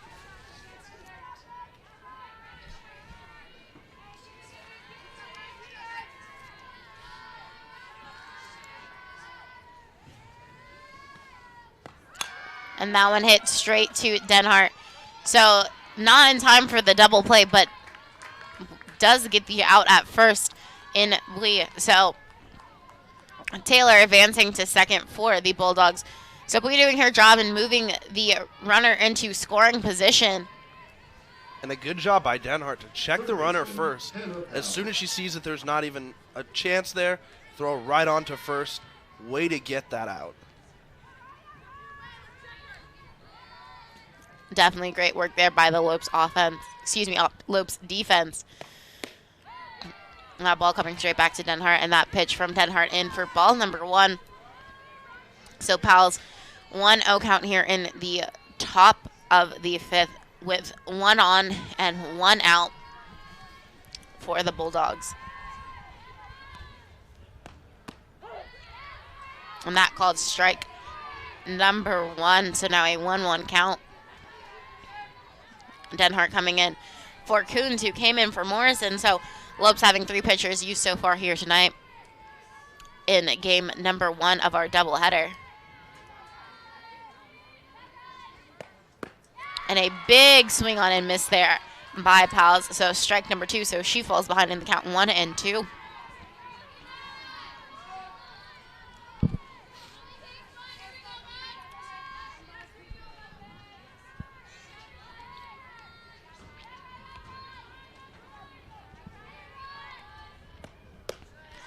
That ball just a little high there from Denhart. So now a 2-2 count.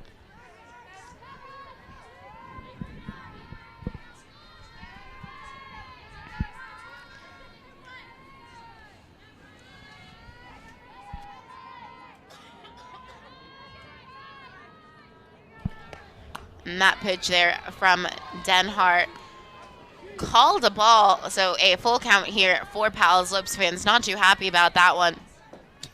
Denhart smiling out there, shaking her head. She's not happy about that either. That was a good pitch to miss and a really good ball right there. Yeah, she placed that pitch really nicely there in what looked like the strike zone from up here, but a big swing on and miss there by Pals. So Denhart still able to record that out, even though not getting that strike that she wanted in that last pitch. So now there are 2 outs with 1 on, runner in scoring position here for the Bulldogs. Denhart's got a lot of talent, but that was confidence right there. She did not get the pitch that she wanted, missed just a little bit, went back the next pitch, got her chasing high. That was a great job right there. So Ramich now up to bat here for the Bulldogs. And first pitch into her is ball number 1. So the runner at second Looks like she's going to be moving on any sign of contact here as she started to run after that last pitch there thrown to Ramich.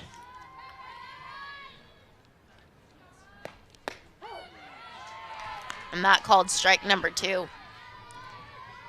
So now a 1-1 count here for Ramich. Nice pitch in there from Denhart.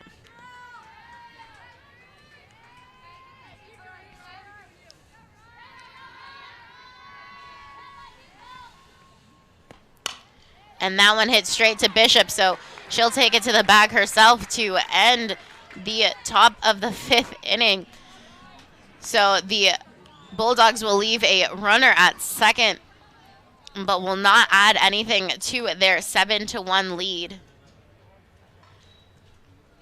But nice work there from Denhart.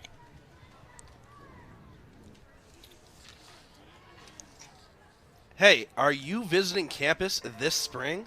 Then why not stay at the GCU Hotel, featuring comfortable rooms, a resort-style pool, and the Canyon 49 Grill. It is the perfect place to stay when coming to GCU. Book a room today at gcuhotel.com. And I'll tell you what, Cheyenne, what? I've stayed there myself. My mother has stayed there with me as well. My mom holds hotels in very high standards, and it has her stamp of approval. It is a great price for a very great hotel. A lot of students work there. Super close to campus? Very close to campus. It's got the Canyon 49 Grill. It's got it's a beautiful restaurant, truly. You can use your dining dollars there for your student. Very great. Which is very convenient. You know what else the GCU Hotel has? Are you going to say GCBC? I'm going to say GCBC. I knew you were going to say GCBC. How GCBC? It's very great. Very convenient if you're already over there. And if you haven't made it to campus yet and you're staying at the GCU Hotel before you come, you can try GCBC before you even step foot on campus. So you already know what you're going to order when you get to the big one on campus. Absolutely. So there you go. Stay at the GCU Hotel as we go to the bottom of the 5th. And Timmons staying in there pitching for the Bulldogs. And Fifield being the leadoff hitter here for the Lopes. And again, Timmons allowing the Lopes to get ahead in the count with that first pitch being ball number 1. So we have Fifield, Nicoletti, and Dietrich in line to bat here in the bottom of the 5th. Lopes still trying to chip away at that 6-run lead. And that one hits straight up the middle there by Fifield for a base hit. So the leadoff man is on for the Lopes in Fifield. And that will bring up sophomore Nicoletti to the plate here for the Lopes. Yeah, good piece of hitting right there, right up the middle, right after seeing a ball by Kristen Fifield. She went 2 for 3 in that loss last Sunday against Western Illinois University. So good to see her getting on base as Nicoletti digs in. Nicoletti looking like she's showing bunt, but then pulls back anyway. So that is ball number 1 to Nicoletti. So a 1-0 count early on. So again, as we see, Timmons giving the GCU Lopes, allowing them to be ahead in the count here. And the Lopes finally starting to be able to do something about it. Showing bunt, but does not go. So that is called a strike. So strike number 1 there. So a 1-1 count for the batter of Nicoletti. You're absolutely right, though, Cheyenne. I've seen a great pattern by Timmons. Every single batter, it almost seems like she starts with some sort of a crazy ball to see if they can get him to chase. And that one hit straight to the shortstop there and will tag out a Fifield. So erase the leadoff runner, but still having a runner and a Nicoletti there on first. And as we've seen, Nicoletti very fast, very willing to run, and very tough here for the Lopes. Absolutely. And now Dietrich up to bat. And that first pitch to Dietrich up high. And again, we have Aries very dominant there behind the plate. Again, this matchup between the two of them and Nicoletti and Aries, a very feisty one, as she keeps showing that she's willing to throw that ball down to first every time she pops up. So now a 2-0 count here to Dietrich. Dietrich looking to get her first hit in the game. The junior third baseman. And just like that, a 3-0 count here to Dietrich. And so, as we've mentioned, Timmons getting those Lopes hitters ahead in the count early on. Holding up there on that one, but that one is called strike number 1. So now a 3-1 count. Smart there by Dietrich to hold up on that. As we mentioned before, you have those 2 strikes to give. And with 3 straight balls, you never know what's going to happen. And that one will be ball number 4, as that was way high and upstairs. So now the Lopes have a runner in scoring position in Nicoletti and a runner on first in Dietrich. So Aries will come and talk to her pitcher here, just to get her to calm down a little bit. And she definitely knows, got to tell her pitcher, hey, you've got Mickey Covarubio up right now, the best hitter so far this season statistically for the Lopes. Very dangerous hitter here for the Lopes. Her very first collegiate at-bat, took the very first pitch and swung on it. Pinch runner for GCU now at first. Right now, she's leading the Lopes in average with a .394 average so far in this young season. Very impressive, putting up good numbers. Made herself an everyday player. And that one hit there by Covarubio in that hole in right center. So the runners will move, and we have a pinch runner in number 14, Rachel Hammonds, who's now at second base after that nice base hit there by Covarubio. And as we mentioned before, now batting for GCU, it's always important to get those single hits to just move it and chip away that lead instead of taking some giant monster whacks and trying to even up that game in one swing of the bat. Absolutely. Sometimes it's just the little things that give you the momentum. It's Jaden Reed. And that, as we've seen, that first pitch there. Yeah, first pitch Reed, ball again. Ball, so a 1-0 count with the bases loaded and 1 out here for the Lopes in the bottom of the 5th.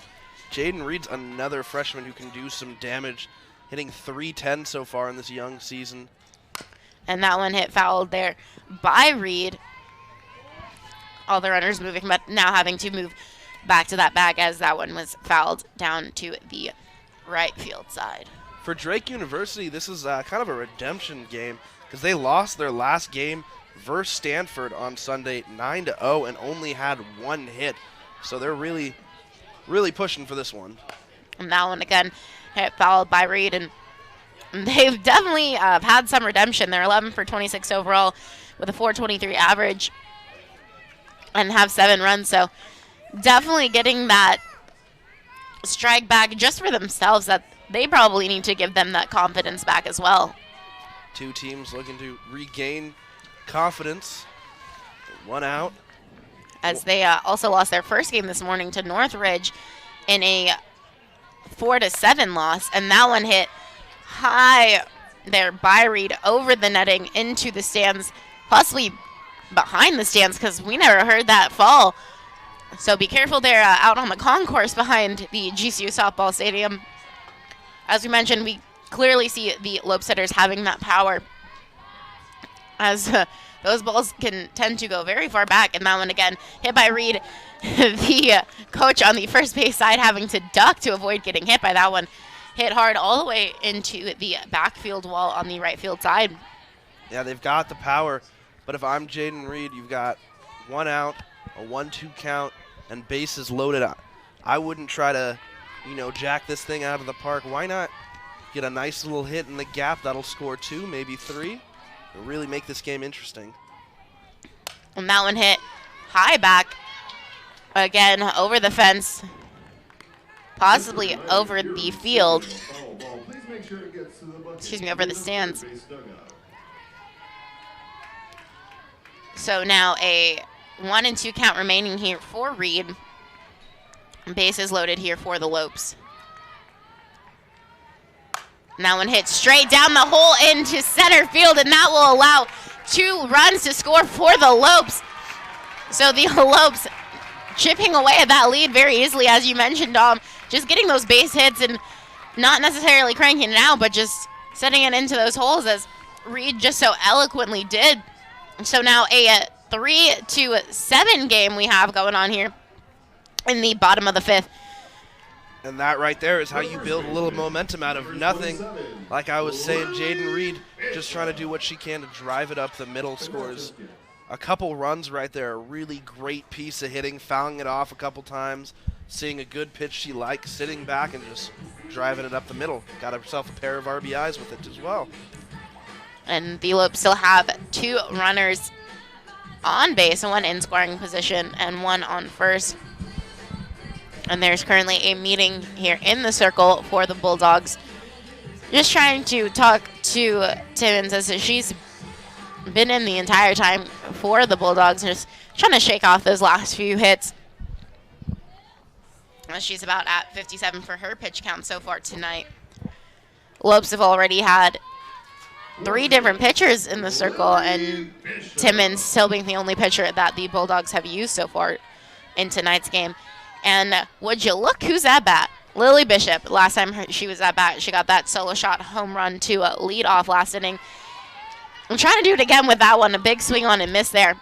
But again, you almost don't want to overdo it and then end up with a little bit of a foolish strikeout. What you want to do is, again, just drive them home. Anything you can do, a ball in the gap, a home run would be awesome, but don't swing for the fences every time. Robin, that was a good eye there on Bishop, just holding up.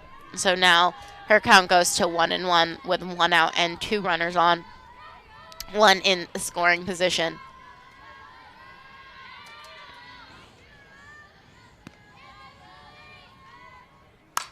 Bishop hits that one up, caught there by the shortstop in Ramich. So Bishop being out number 2 for the Lopes. Lopes still have runners on second and first here in the bottom of the 5th, but now 2 outs. And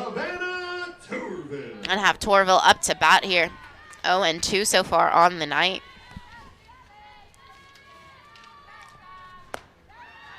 And once again, the first pitch to Torville is a ball, so now a 1-0 count to Savannah Torville.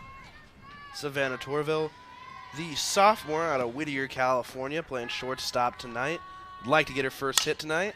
And there she has it. So just like that, the runner will score from second. No one paying attention there. And that was Mickey Corvarubio, the freshman phenom, with a great heads-up base running there. Seeing that there wasn't going to be any crazy throw, they underestimated her. She sped all the way home, scored another run for the Lopes. Expecting Corvarubio to stop there at third, but she was like, I'm going all the way. So now a 4-2-7 run game here we have going on here in the bottom of the 5th. And the tying run is at the plate.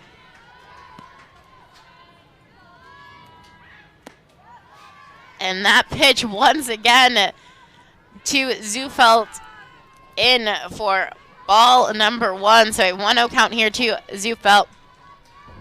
And as we've seen Zufelt having 2 home runs so far on the season, could very easily tie this game up right here. And another base hit. And another run will score here for the Lopes as that ball is thrown behind, so it'll allow the runner to advance safely to second and third on that throw. So just like that, a 5-7 game here for the Lopes with 2 outs and 2 in scoring position. Don't ever count the Lopes out because they've got amazing talent, just like Zufelt, who was able to get that ball into the outfield. Enough room for the runner to come and score. Absolutely no play at the plate could have been made. Great heads-up base running, takes second, and now you've got a 5-7 ball game with the deciding run, the go-ahead run at the plate, runners in second and third, and we're going to see a new pitcher, it looks like. Yeah, we have Mackenzie Hupke in now for the Bulldogs, as we mentioned earlier. Timmons being the only pitcher so far that the Bulldogs have used, and now her night will be over with a pitch count just over 50 here. So now 2 outs, 2 runners in scoring position, and the Lopes knocking on the door of the Bulldogs. What was at one point in time a 7-run deficit. The Lopes are now only down by a pair of runs. And it looks like GCU is going to get their first chance to see the freshman pitcher for Drake, Mackenzie Hupke, out of Independence, Iowa. Going to give her first look here. And we have Kayleigh Holland here up to bat for the Lopes.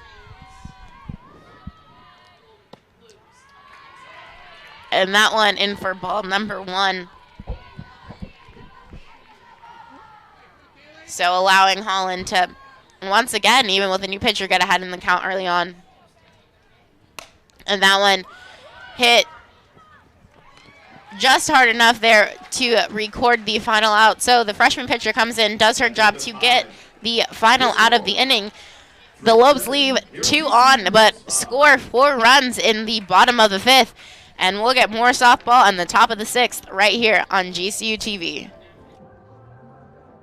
Canyon State Credit Union, a local credit union serving the Valley for over 65 years, can assist you in buying your first home, refinancing your current home, or if you're dreaming of a retirement home. Canyon State Credit Union can provide you with a fast and affordable solution that meets your needs. Let Canyon State Credit Union run the numbers on your dream. Visit canyonstatecu.org or call 623-580-6015 for more information. Canyon State Credit Union, committed to you. We do business in accordance with the Equal Credit Opportunity Act, MLS number 410376. When my hot water heater failed, she was pregnant, in-laws were coming, a little bit of water, it rocked our world. I had no idea the amount of damage that water could do.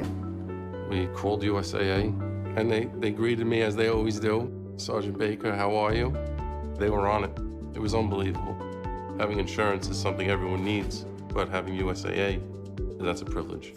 We're the Bakers, and we're USAA members for life. USAA. Get your insurance quote today.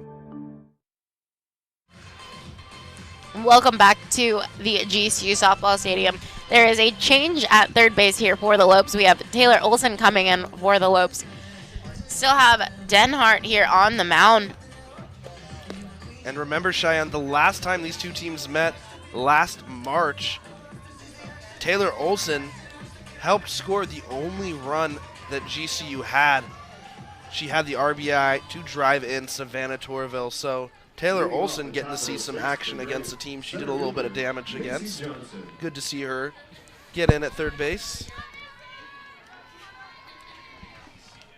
So now up for the Bulldogs, we have Macy Johnson to lead off here in the top of the 6th. And that first pitch was fouled back there by Johnson.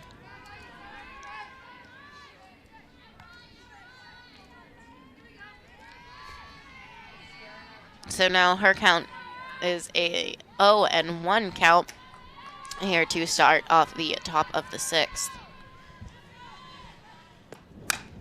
And she hacks that one, but a great diving play, and the catch is good there to Bishop. So a bang play right there. Bang play there.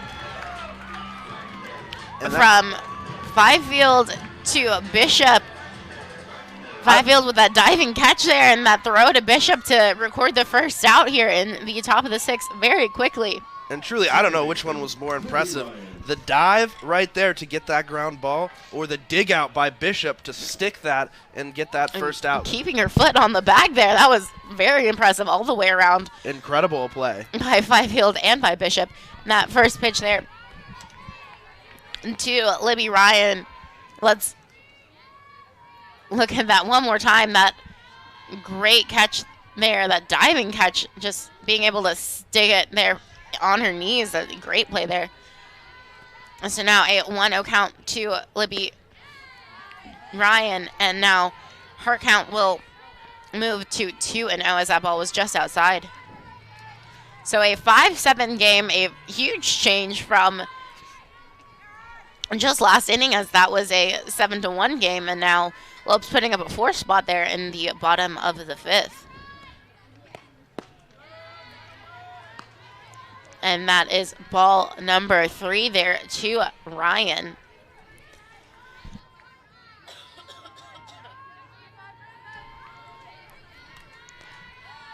So Ryan ahead in the count, 3-0. With 1 out for the Bulldogs, nobody on. And that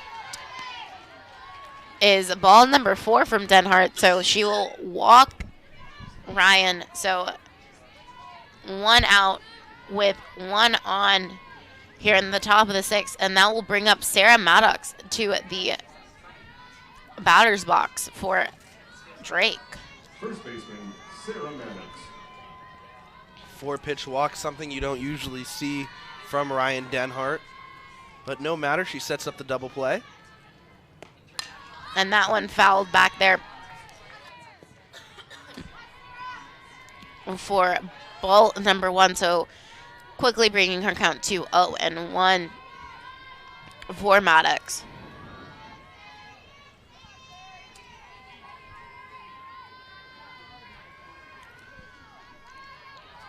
So Denhart taking a little bit of time here to really see what pitch will be the right one to throw. And that one is thrown straight back. And that ball is gone by Maddox. So Maddox gets that home run with 1 on. So now a 9-run game for the Bulldogs. So now bringing that lead a little bit further away. So now a 9-5 game with 1 out and nobody on, with that home run there by Sarah Maddox. Yeah, something you just really don't want to see if you're the Lopes. You just start to get a little bit of momentum, and then you get an answer back just like that in the form of a 2-run home run. If you're the Lopes, you just got to keep your head down and keep on grinding and really stick this thing out.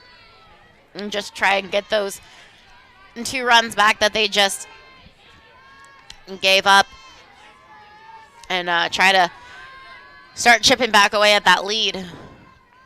That's Sarah Maddox's 2nd home run of the year for this Drake Bulldogs team. And that pitch from Denhart is in for strike number 1. So now a 1-1 count here.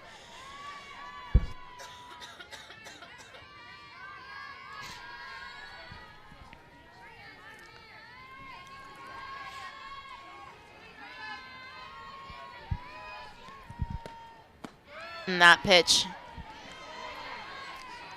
called for ball number 2. So now a 2-1 count here, as the GCU fans not too happy about that last call to Voltman, as that could have been called either way, but the home plate umpire called it a ball. But that's okay, because that pitch hit straight to Lily Bishop, who took it to the bag herself for out number 2 of the top of the 6th. So now the catcher in Arias is up to bat here for the Bulldogs with 2 outs and nobody on, with a 9-5 lead. Arias, the freshman, 0 for 3 tonight, looking for her first hit. And that called strike number 1. So Arias quickly falling behind in the count, 0-1.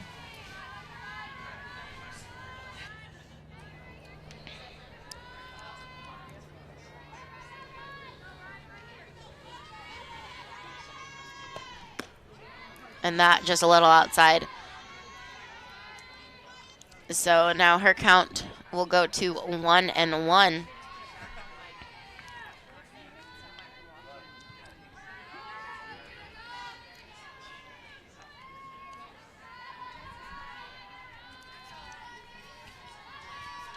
Denhart taking her time with this pitch, and that pitch just a little outside. So now a 2-1 count here.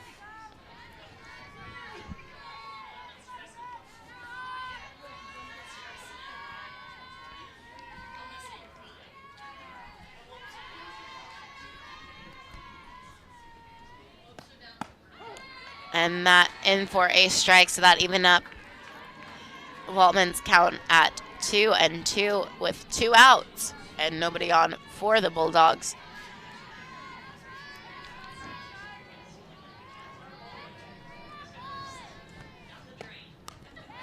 And that one fouled off and just gets away there from Holland, but no runners on base. So that's a nice little saving grace there for the Lopes. So her count will remain at 2-2 for Voltman.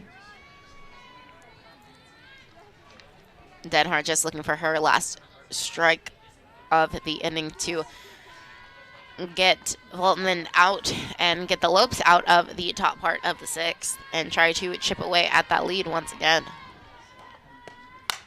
And that one is swung on and far back will go. But it is caught and then dropped there by Nicoletti. So allowing Voltman to get a stand-up double. So still 2 outs with now a runner in scoring position.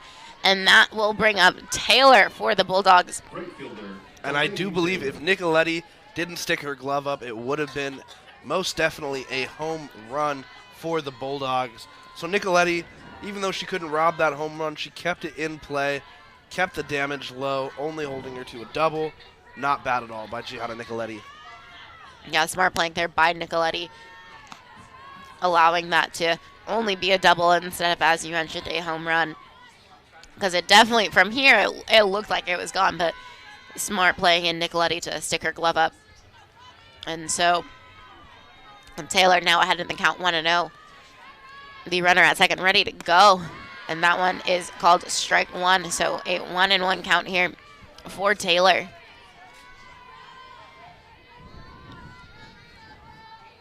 So we have 2 outs and 1 on here in the top of the sixth for the Bulldogs.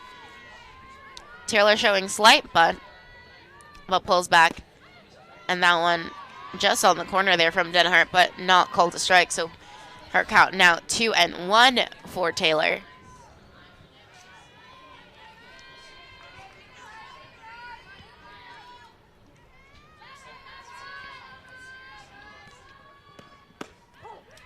And that in there for a strike, so evening her count up at 2-2. So just looking for one more strike to get the Lopes out of this inning.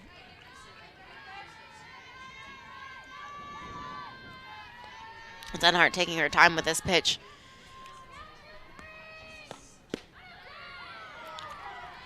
And the Lopes fans not happy with that no call there, so now a full count for Taylor. I love the Lopes fans with all my heart because they will let you know if you messed up as an umpire. They definitely, and you can hear them very clearly all the way up here in the broadcast booth. And that one, a big swing on and miss there by Taylor, so getting the Lopes out of the inning. So the Bulldogs add 2 runs in that inning, but the Lopes are able to stop it there even with that runner in scoring position.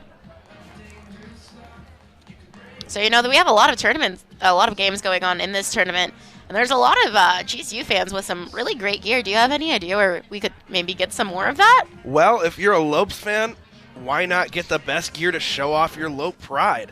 If I were you, I would go to lopeshops.gcu.edu to find everything GCU, from the newest apparel to the coolest accessories. And the best part, you can go ahead and use promo code GCUTV25 to get 25% off. That's right, 25% off just for being a GCU TV viewer. Why don't we all just paint the Valley purple and Lopes up? So pretty awesome. You can head on to that website, GCU, lopeshops.gcu.edu, and use the code GCUTV25. Again, 25% off just for watching this broadcast here. That's pretty big. And you know what else you can use that 25% off on from the Lope Shop? Are you going to say GCBC? I'm going to say GCBC products. We're going to see how many times we can mention GCBC. GCBC, please sponsor us at GCU TV. We love you. If you've never had a GCBC, why not use your code to get your first one for 25% off? Great way to try it. You can get cases of Stampede, which is literally fuel for GCU students. And so now we will come back to Hopkey pitching for the Bulldogs. Second baseman, Kristen And we have Kristen Fifield, who also started the 5th for the Lopes here, starting the 6th, as the Lopes had 8 batters come. And that, she swung on her first pitch and got a hit into the left center side of the field. So the leadoff man is on for the Lopes on a first pitch swing, and a really nice, great piece of hitting there by Fifield to be the leadoff person for the Lopes. And Fifield, the freshman, has put together a great piece of hitting so far in this early season. She's 2 for 3 today, went 2 for 3 last week against Western Illinois. Good job by her. And Nicoletti up to bat for the Lopes, and that is going to be called ball number 1. So now Nicoletti ahead in the count here. Swing on that one and it being dropped back. So now a 1-1 count here for Nicoletti. So the Lopes have 1 on in Fifield, who was erased out at second after being the leadoff person last inning. And that one hit high and over the fence and into the stands by Nicoletti. So a 1-1 count remains here for Nicoletti.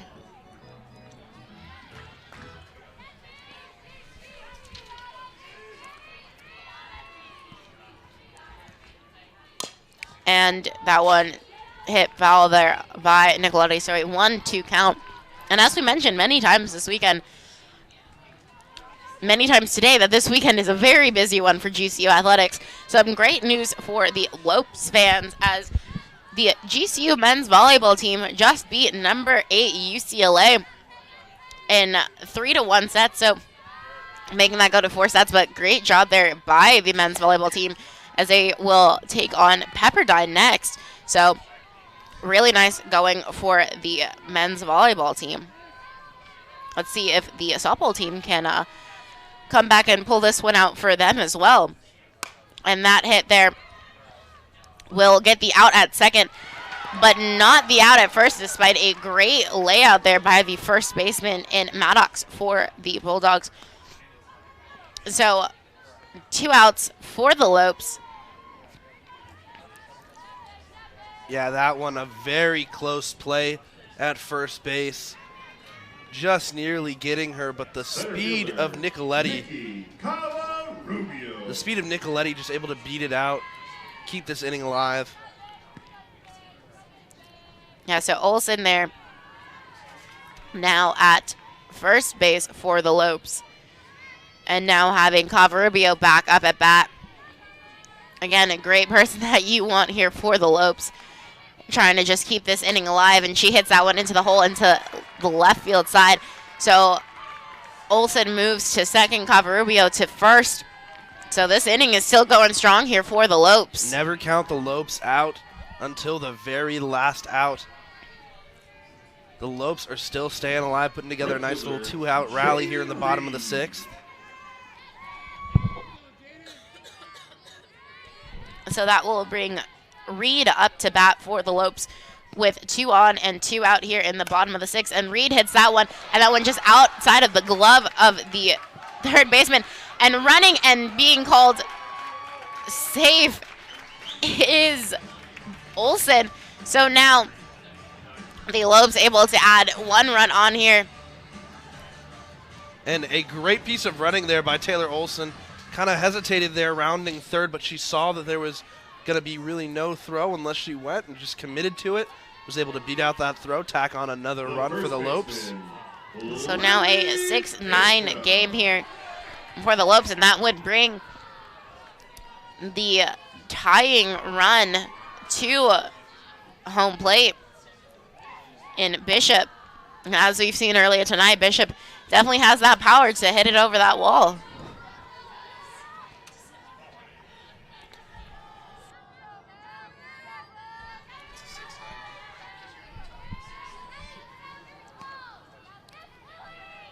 And that one from Bishop hit and chopped there, and that will record the final out of the 6th. So the Lopes will lead 2-on, but add on 1 run.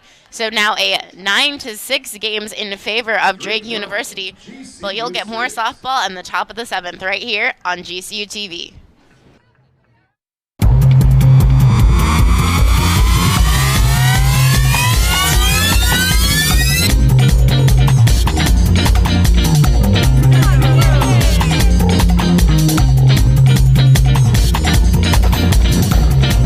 We needed one more member on our roster. Streets of New York is proud to announce Grand Canyon University to our winning team. We are now the official pizza of GCU. Go Lopes.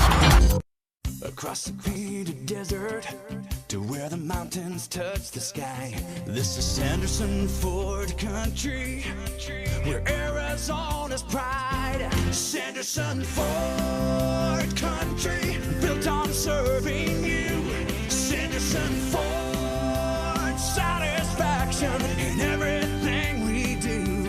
We're Arizona's pride. Sanderson Ford. Welcome back inside the GCU softball stadium. We have the top of the 7th inning here for the Lopes, as it will bring up the final 3 outs here for the Bulldogs. Abby Bowie will be the leadoff person here for the Bulldogs. Lopes have now a 3-run deficit, as they were able to get 1 more back there in the bottom of the 6th. And that pitch there from Denhart called strike number 1. So Bowie behind in the count, 0-1. Denhart throwing with a little bit of ferociousness there. That one a little bit fast. Ready to just get this inning rolling. See if she can give her... Painting the corner there for strike number 2. That was a great pitch there from Denhart. Absolutely. Seeing if she can get this inning done quick and top of this inning and give the bats back to her offense.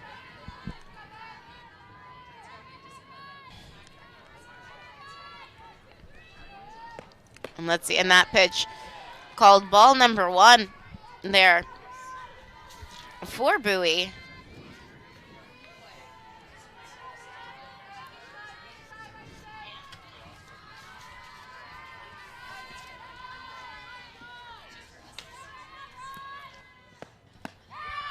And that called strike number 3, so down goes Bowie. So the Bulldogs have 2 outs left here in the bottom of the 7th. And Lopes just trying to allow no more damage to happen here and try and at least work their way back to maybe tie this game up, if not take the lead here in the bottom of the 7th coming up.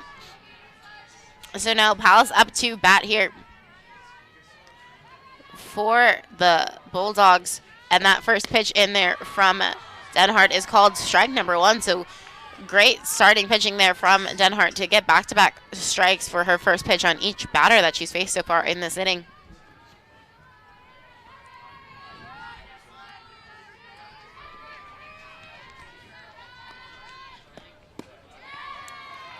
And that pitch just painting the corners, but missing that call there from the home plate umpire. So now Powell's count will go to 1-1.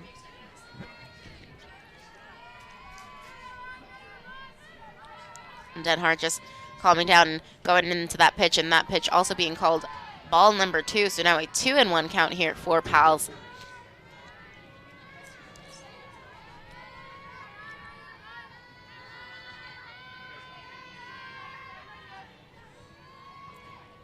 Denhart taking her time with this next pitch coming up.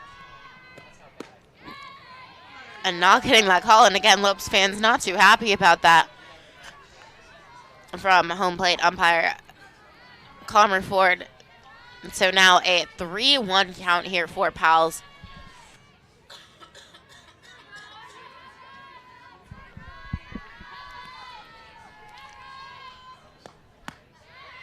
And that called ball number 4. So Denhart will walk Powell's. And they'll have Holland coming up just to send some clarity there to her team. Trying just to get him to calm down. Bishop goes over to Denhart. And just trying to calm her down. Olsen in the circle as well. And that will bring Ramage up to bat for the Bulldogs. Pinch runner for Drake, now at first base, number 20, Aubrey Bitzinger. And there is now a pinch runner here for Drake and Aubrey Bitzinger. So a pinch runner at first now for the Bulldogs with Romich at bat. And that ball is in for strike number 1. So Romich has a 0-1 count here. Still 1 out and 1 on in the top of the 7th. Again, Denhart thrown with a little bit of heat, really keeping this inning rolling. I'd imagine the double play ball is in the back of her head. That one misses. Definitely that double play ball. Probably always in the back of her head with having 1 out and 1 on. Definite possibility with a ground ball here. Absolutely softball IQ once more. Got to know where you're going. And that one is swung on and hit foul down the third base line into the corner there past the bullpen on the third base side.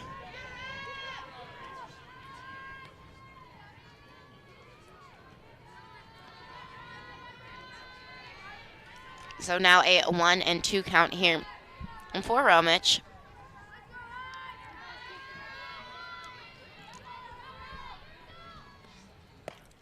And that one swung on, but Romich able to just barely allow her bat to chip that one just a little bit. So she gets to stay alive here in this count. So her count will remain at 1-2.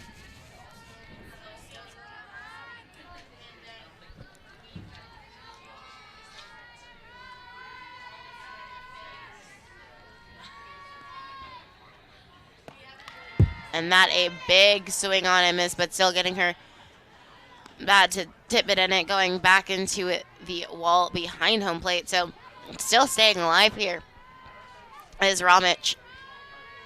0 for 3 on the night. So she's still looking for her first hit here in this game. Drake's game number 2, but GCU's game number 1. And that again, able to keep herself alive, fouling that one over into the third base dugout.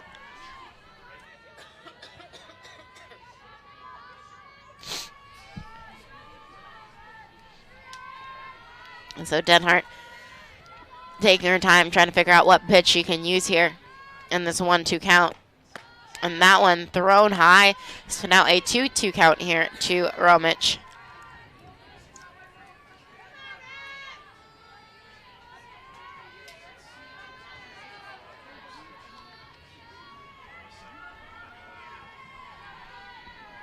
Again, Denhart taking her time, making sure she gets that right pitch.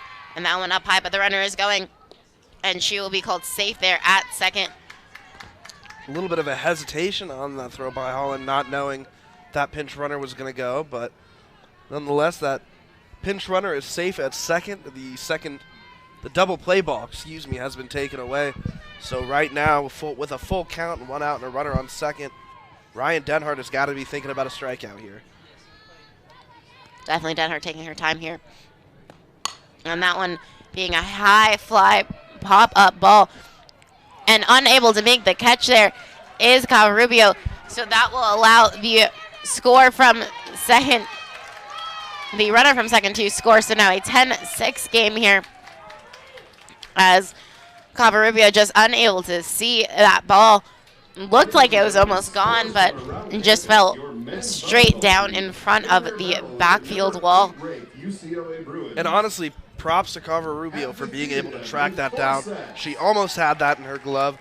Great relay throw, all the way making it home. Unfortunately, not in time. So now Holland talking there to Denhart. Just trying to calm her down. Still only 1 out here in the top of the second. Lopes now have a 4-run deficit. Number 1, Macy Johnson. And now Macy Johnson here up to bat for Drake. And that ball in for ball number 1 here on Johnson. Talked about Macy Johnson a little bit earlier in this game. Coming into this game with a .433 average and 13 hits, a big force for this Drake Bulldogs offense. And that one hit straight there to Olsen, and Olsen fumbling the catch, but still able to make that play there to Bishop for out number 2. So nice work there from Olsen, even after fumbling that ball, and still being able to make it across the diamond for a 5-3 play to get that out there at first. And Olsen is a natural third baseman. She's got quite the cannon, was able to just gun it over there, no problem. Heck of a play, heck of a throw by Olsen. So now 2 out with 1 on in scoring position here for the Bulldogs. And that will have Libby Ryan up to bat, and that first pitch to Ryan is a ball. And so that will bring out the coach here to talk to Denhart. The assistant coach, Mandy Gardner, to talk here to Denhart in the circle. Also bringing Holland in there just to have a talk with her pitcher and her catcher. I'm just trying to calm them down, talk about getting that final out here, and then try and allowing to give her team that chance in for the Lopes here when they come up to bat here at the bottom of the 7th.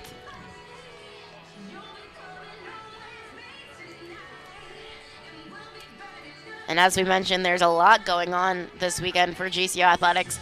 The baseball team currently down to CSUN 4-2 in the bottom of the 6th.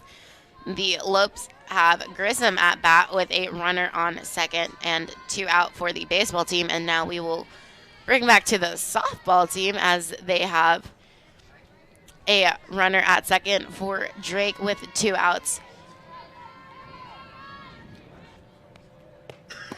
And Denhart just trying to record that final out here, and she gets that strike, so the count is now 1-1 here on Ryan. Yeah, if I'm Denhart, the only thing that I can worry about right now is just getting that strikeout.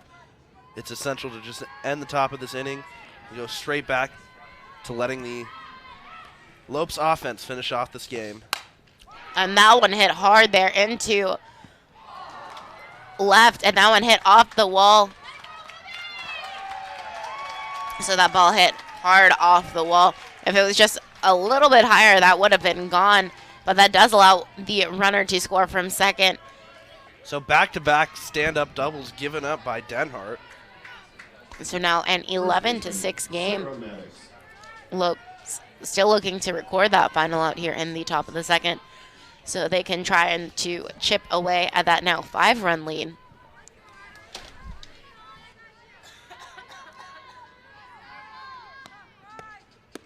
And that pitch from Denhart is in there for a strike. So that will bring Maddox count to 0-1 here. Maddox last time at bat, she got a home run. So we know that she's also very dangerous here at bat.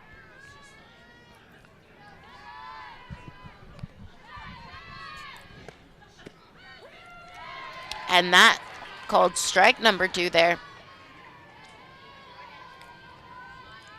So it is a 2-0 count here to Maddox. Excuse me, an 0-2 count for Maddox. So Denhart, 1 pitch away there.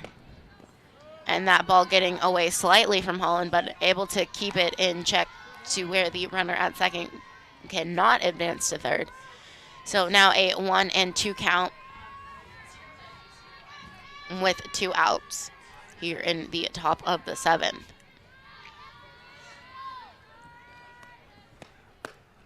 And that will be ball number 2, so evening up Maddox count at 2-2.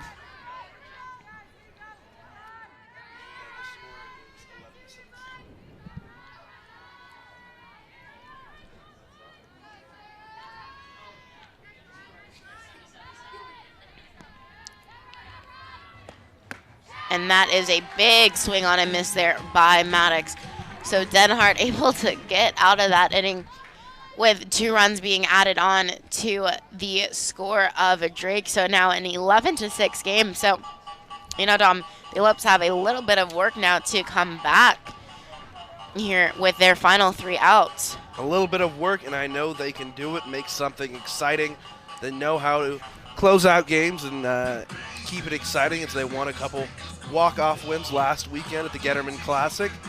And if you're enjoying this, there's a whole lot of baseball this weekend, or, well, not just baseball, softball this weekend, excuse me, as we continue on with the Purple Classic. And you can tune into the Purple Classic all weekend here on GCU TV.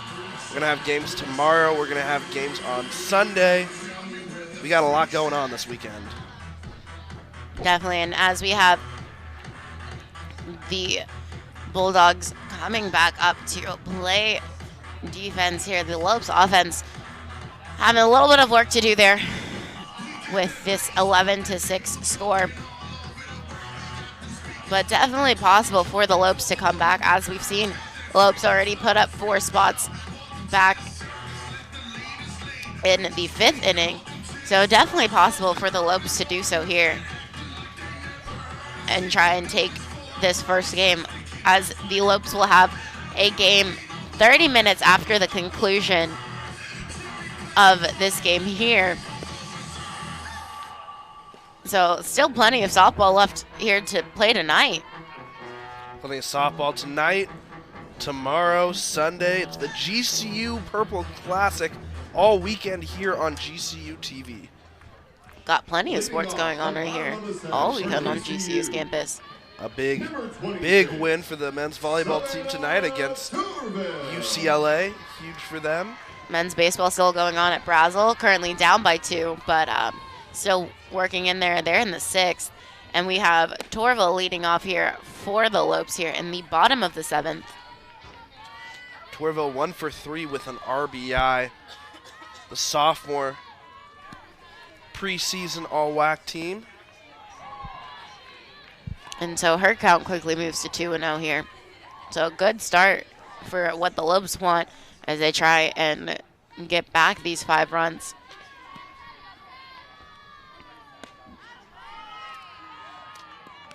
And so now a 3-0 count for the lead-off man in Savannah Torville. Lopes looking to get that lead-off person on here to start the 7th, and they will, as she was delivered 4 straight balls. So Torville now on first for the Lopes. Very interesting situation. No outs. Zufeld up. Great hitter. Drives in plenty of runs. The freshman out of Hayden, Idaho, making her way up to the plate. Zufeld already have 1 RBI on the night, so. Couple of home runs so far in this young season. And that one hit over the head of the pitcher, but unfortunately was able to get grabbed by the second baseman. So now, just like that, the Lopes fell into a double play, and they're down to their final out of the 7th.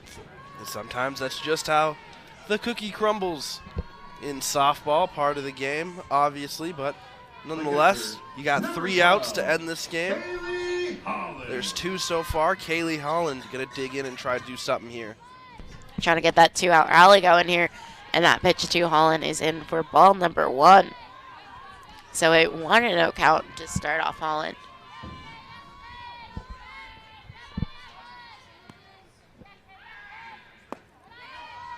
And that quickly moves to 2-0 count here with 2 outs and nobody on here in the bottom of the 7th. Lopes down to their final out. I'm just trying to have a little bit of a comeback here. Lopes did great in the bottom of the 5th, getting that 4 spot put up, and really have battled back, and that is called for strike number 1. So now a 2-1 count for Holland. You really have to commend the Lopes, having some absolutely great strings of hitting, getting those singles into those holes as they did, and that ball is high. So now it's a 3-1 count for Holland. So Lopes have 6 to the Bulldogs 11. But you really got to give the Lopes props with how they played, and that will be ball number 4. So this is the second batter that has been walked here in the bottom of the 7th. And that will bring in a pinch runner in Christina Bellavia. So Lopes hanging on till the very end, still showing some signs of life. Got a runner on first. Pinch runner for GCU now at first base, number 15, Christine Bellavia. So that pinch runner in Christine Bellavia for the Lopes.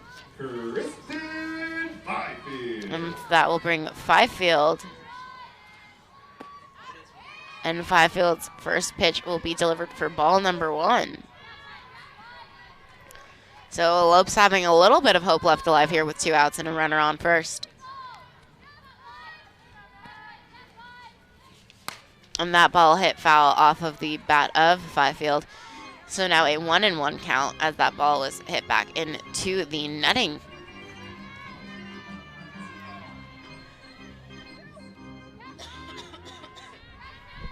Lopes down to their final out here in the bottom of the 7th.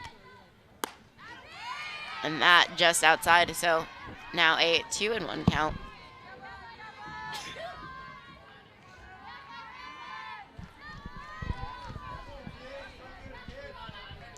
So Fifield looking to get that hit going. And that will be called ball number 3. So Fifield has a 3-1 count here. And Aries will go talk to Hupke. Just trying to calm her down, trying to talk to her pitcher into getting their last out to end the game.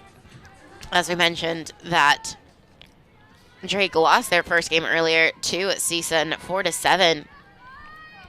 So they're currently 5-6 here on the season, looking to move to 6-6. And that one hit straight down the gap into center field, so that will allow the runner to advance to second and will allow Fifield to be safe at first. So Lopes getting a little bit of a 2-out rally going here. So now that will bring Nicoletti up to bat for the Lopes. So 2 out and 2 on here in the bottom of the 7th. Lopes not done yet. No, the Lopes never count them out. Still showing signs of life here. Still battling with 2 outs in the bottom of the 7th, excuse me. And that called strike number 1 there on Nicoletti, so her count goes to 0-1.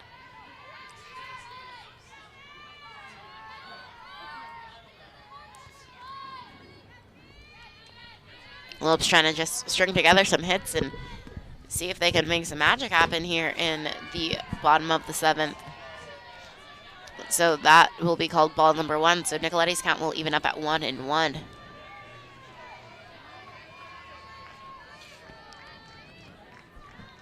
So you have Christine Bellavia at second in the pinch runner. And then you have Nicoletti, and that one's popped up and caught. And that will do it for the Lopes, as that will record the 3rd out.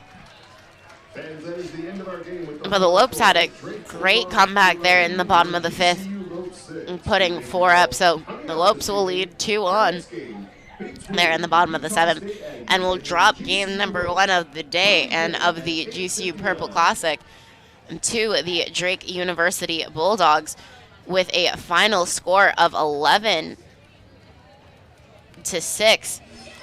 And so Lopes have one more game approximately 30 minutes after this one. But they did a great job here trying to come back, and they will take on Utah State, as I mentioned, about 30 minutes, and they will be the designated away team for that game. But thanks for tuning in to the Purple Classic, and stay tuned as we've got more Lopes softball coming up next. And follow Grand Canyon University on Twitter, Facebook, and Instagram. And don't forget to subscribe to our YouTube channel at youtube.com/GCU. Have a great night, and go Lopes.